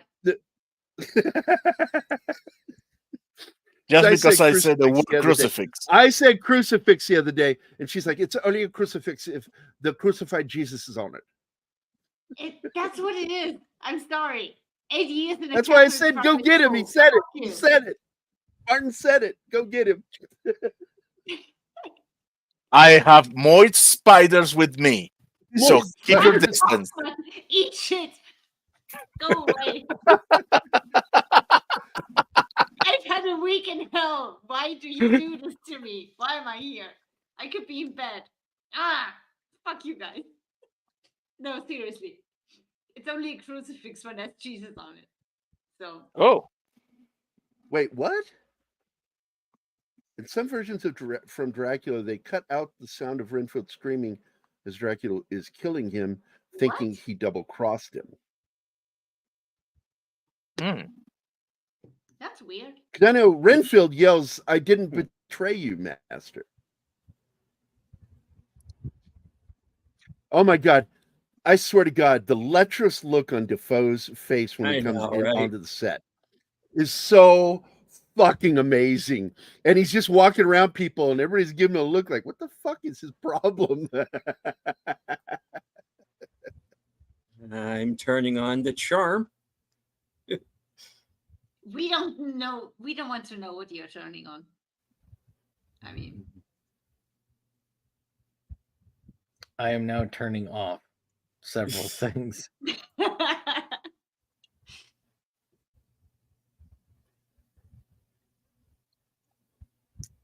So one of the things that's alluded to during the years of those escaping Germany to flee the Third Reich, the growth of the Third Reich, was, you'll notice a lot of those people were notoriously part of the cabaret scene and part of the German film industry, were the ones who were fleeing. And it wasn't just those who were Jewish. There were other people fleeing because old Addie gets credit for killing so many of those Jewish. I almost said religion, not religion, but bloodline. But he was also a murderer of many gypsies, the mentally ill and handicapped, as well as gays. Well, back then, because they basically frowned on it, despite so many being in the Third Reich. Everybody who had a name and was something either fled or made sure they weren't like either you were up the ladder with the empire and good, or you would fuck off.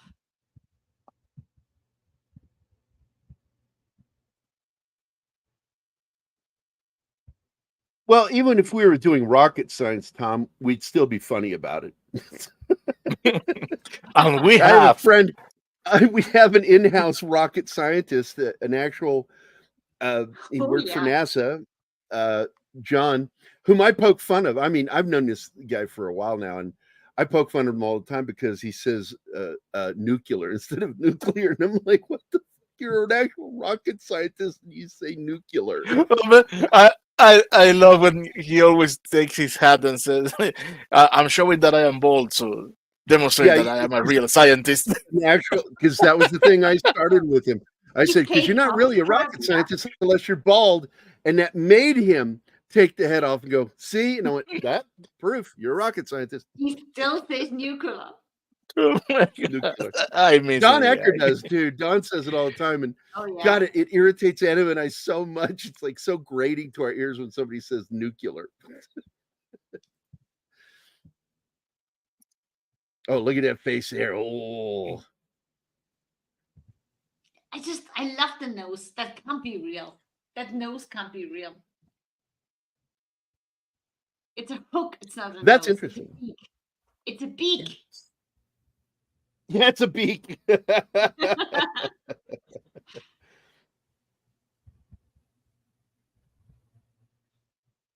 He makes the mistake here of walking in front of the mirror, which of course he's not reflected in, and she starts freaking out, losing her shit. Oh yeah. Yes, Bush, I totally would believe that.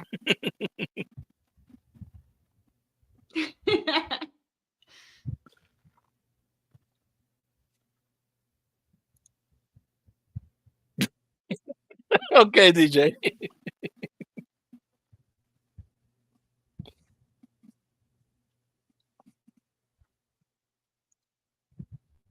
The fucked up thing is they sedate her. Yeah. Yep, give her some morphine. Yeah. Is it morphine? I don't know. The steak comes up, and that look on his face. It's almost like my death scene. Ugh, all right, fine. He knows it's his death scene. He just doesn't have it on his plan to actually die because he's been around. So the thing that really sucks is Murnauer lets a bunch of things and people get killed before he finally, has the chain cut so the thing shuts and he gets cooked by the sun. I mean, you've been around that long. Dying isn't on your agenda, right?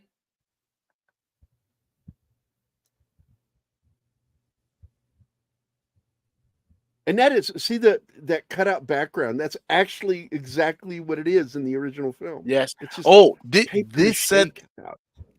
this set that they are using here is almost 1-to-1.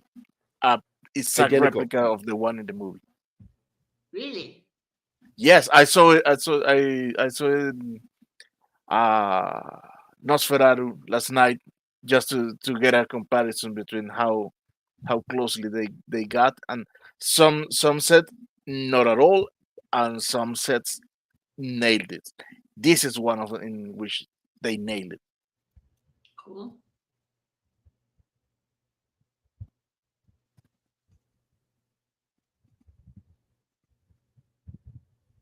However, that wasn't in Nosferatu, the vampire groping her. Again, those nails. I'm sorry. They're so Yeah, and gross. I'm just reading something again that it had to do with the arc lighting that was being used as to why there were those lenses Okay. to protect their eyes. But why would they wear the goggles and the actors wouldn't? Because they're looking right What's the at the lit difference? area. They're looking at it with all that white hot Ah, light. okay. Makes sense. Yeah, few people are as good at losing his cool as Malkovich. Burn Notice is great, by the way. I'm not a fan of the movie, but Brad Pitt's death scene is one of the fucking most awesome scenes ever shot in a movie ever. That look on his face. Oh, we have Right before he Scribelad dies. in our midst. I Give love the Jake. character's age. Yeah. Perfect. Yeah, George Soros is Count Orlok. Damn right. Or the Koch brothers. So this is where he begins, and he's still filming. He's killing crew, cast and crew, and Murnau just keeps going, just going. Well, at some point, I as I understand it, Murnau, he just lost it. He went crazy filming this scene because he keeps talking to the dead people and everything like they were alive. This is like they're still there. He is Colonel Kurtz.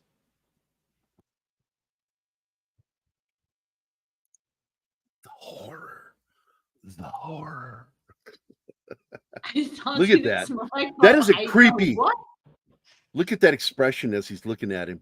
God damn, I love this. Yeah.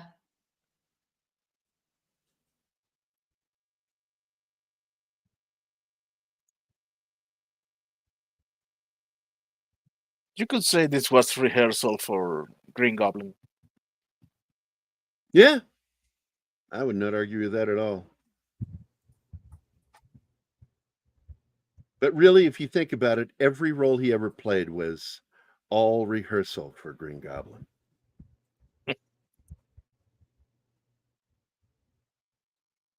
in Or the Green original Goblin. film, Tom, correct me if I'm wrong, at the end of the film, she rises one time for not Harker, Hutter, for Hutter, and then she dies in his arms.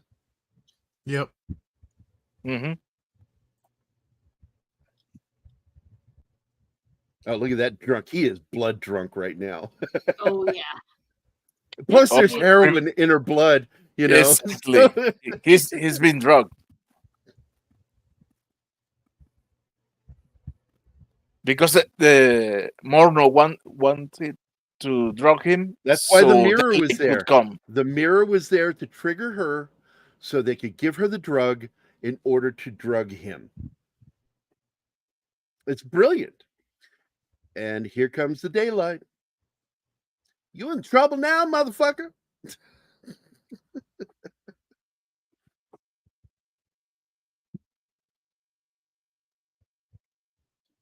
Oh, we lost Tom.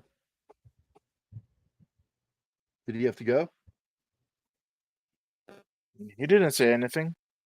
Could be Yeah, I don't connection know. issues.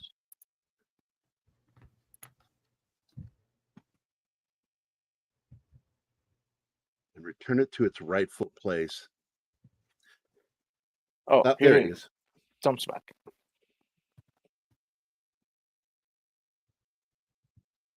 No, so in this movie, she wasn't planned to be killed. In fact, I think she's the one on the crew that survived. Well, in real life, she survived. So, yeah. Yeah, I'm not so sure that Marno in this movie was ever planning on necessarily sacrificing her wholly, but I don't think the plan worked out the way he had planned. Initially. She was the bait. She was the bait. She was the bait. Yeah. The thing is, the other two guys, they died. The producer and the cinematographer. No one cares about the producer. Yeah, I would have preferred if those two characters hadn't died in Shadow of the Vampire, so you can maintain the facade of plausible deniability. Yeah, I get where you're coming from, but it also just kind of solidifies the whole thing as fiction at the end of the day. Yeah. Yeah, it's like the end of Inglourious Bastard. Yes, Absolutely. very much so. That's kind of what this is in the vein of, definitely. Yeah, in that sense. Isabella Adjani is amazing. I think she's crazy too, but she's what an actress. That's all I got to say. See, that's gone. He's gone at that point. He is Colonel Kurtz, the horror. Or in his case, it'd probably be ran out of whore! 5 minutes ago. Yeah. So I tried to reduce the size here, but it won't let me keep the circular ones, Tom. When I reduce the size, or that just on my end, that if I go to this right now, they're square, or are they still round to you guys? No, they're square. Square.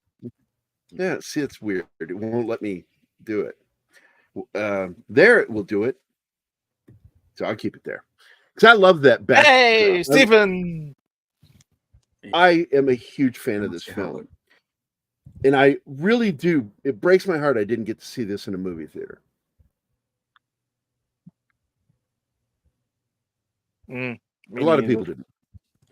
I'm trying to remember if I did or not, but it's been so long now. And this will happen because what it is these independent films like this, they do a limited release because you cannot be nominated for certain awards unless you've been released in a theater. So they do a limited release and then go immediately for, physical media and Showtime and shit like that. And this, of course, really did well that way. And I assume because they didn't have a very big budget on this, as I recall, right? On this movie, no, it was like $8 million. Yeah, because it seems which is to me, pretty I good for remember an it was indie under- yes, $8 feature, million. but yeah. And I'm going to check on the box office. It 11 pulled or in 12. Yeah, it was 11.2 million. So it made its budget back for shooting, and it went into a little bit of the marketing, but they didn't really market this thing. I got to be honest with you, because I didn't know about this film, and just like you, I'm always watching for movies. It's when I don't see a movie, they didn't market it.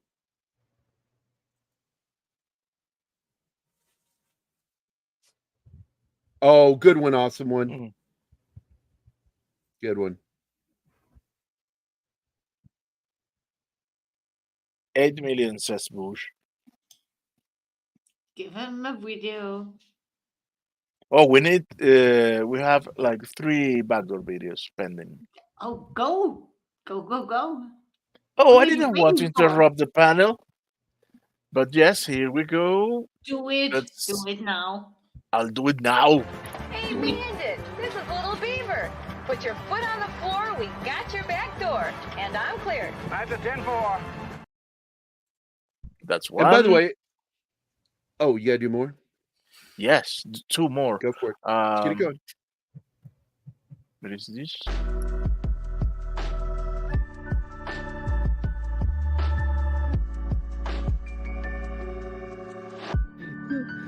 I think that's the best backdoor we've ever had. Oh, that's the ultimate backdoor. I mean, Oh. the I- one I- where Grog gets the thing shoved up his ass was the ultimate backdoor, but this is, I don't know, close. It's so in Oh, your I- face. One more, Martin. Let's go. Yeah, Yeah. fight I it. thought you would Go. like this one more. Go. Holy shit. I just heard a symphony of buttholes clenching all at once. No, And by the way, I forgot we had this video, and Martin did this earlier when he said, "Don't get me started." Don't get me started. don't even get me started. Probably one of the worst SNL characters ever, but it still made me laugh. So, any last thoughts on this, Tom? No, this is a great film. If you haven't had a chance to see it, do yourself a favor if you can find it. Unfortunately, it's not one of the easiest films to find, but yeah. And there were, because I always thought there was only one copy left. Because when Bram Stoker's widow sued Well, I was them, talking about Shadow of the Vampire too, but yeah. No, I'm talking about the original film Nosferatu. Because it was something that we started to talk about, we didn't finish talking about, is that That's sued more them. readily available now than this movie we're talking about. Well, I always thought there was only one copy because I was told it was a New York Playhouse that had a copy. There's a few, but yeah. it was like multiple copies have been found in Europe and in the U.S. And because for a long time, all we knew about was that one copy. Because I was told in film school that the only copy that you see, the version that everybody was seeing, was that copy. But there are more. And which version did you guys use for your soft announcement? I'm sorry. We just kind of used a variation of. It's kind of our own version mixed with some other ones that are out there. You got to be careful because there are some of those guys. I had some Nosferatu footage in one of my videos, and we got claimed on it. Really? And because it was the cleaned up version. And I'm like, I'm never using that again. Because it was the cleaned up version, we got claimed on it. So you've got to watch out for those people because they're all over YouTube. Yeah. Why would you say it with that weird accent? Because we're watching Shadow of the Vampire with Friedrich.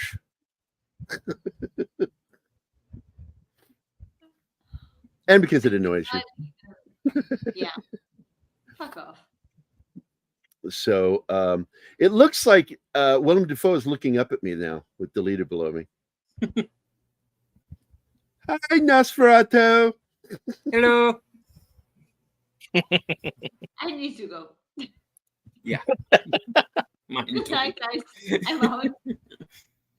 See you next week. Yeah, it's getting on my time. Yeah, we got to go.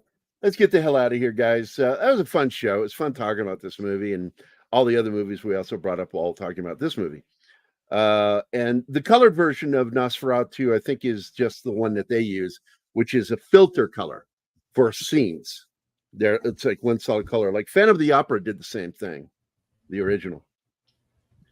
So, but that's it, guys. And remember, Dracula is an atheist, and he's not affronted by the crucifix, but by you pushing your religion on him is why he has an aversion to it, just so you know, if you were unaware. So we're going to get the hell out. Tom, thanks for being here, buddy. Martin, Stephen, Shinatsky, and of course, Anima Confusa. So yeah, he's looking up my back door right now. It's pretty bad. Ending the show. We'll see you guys next bat time. Well, on Monday. So bye now.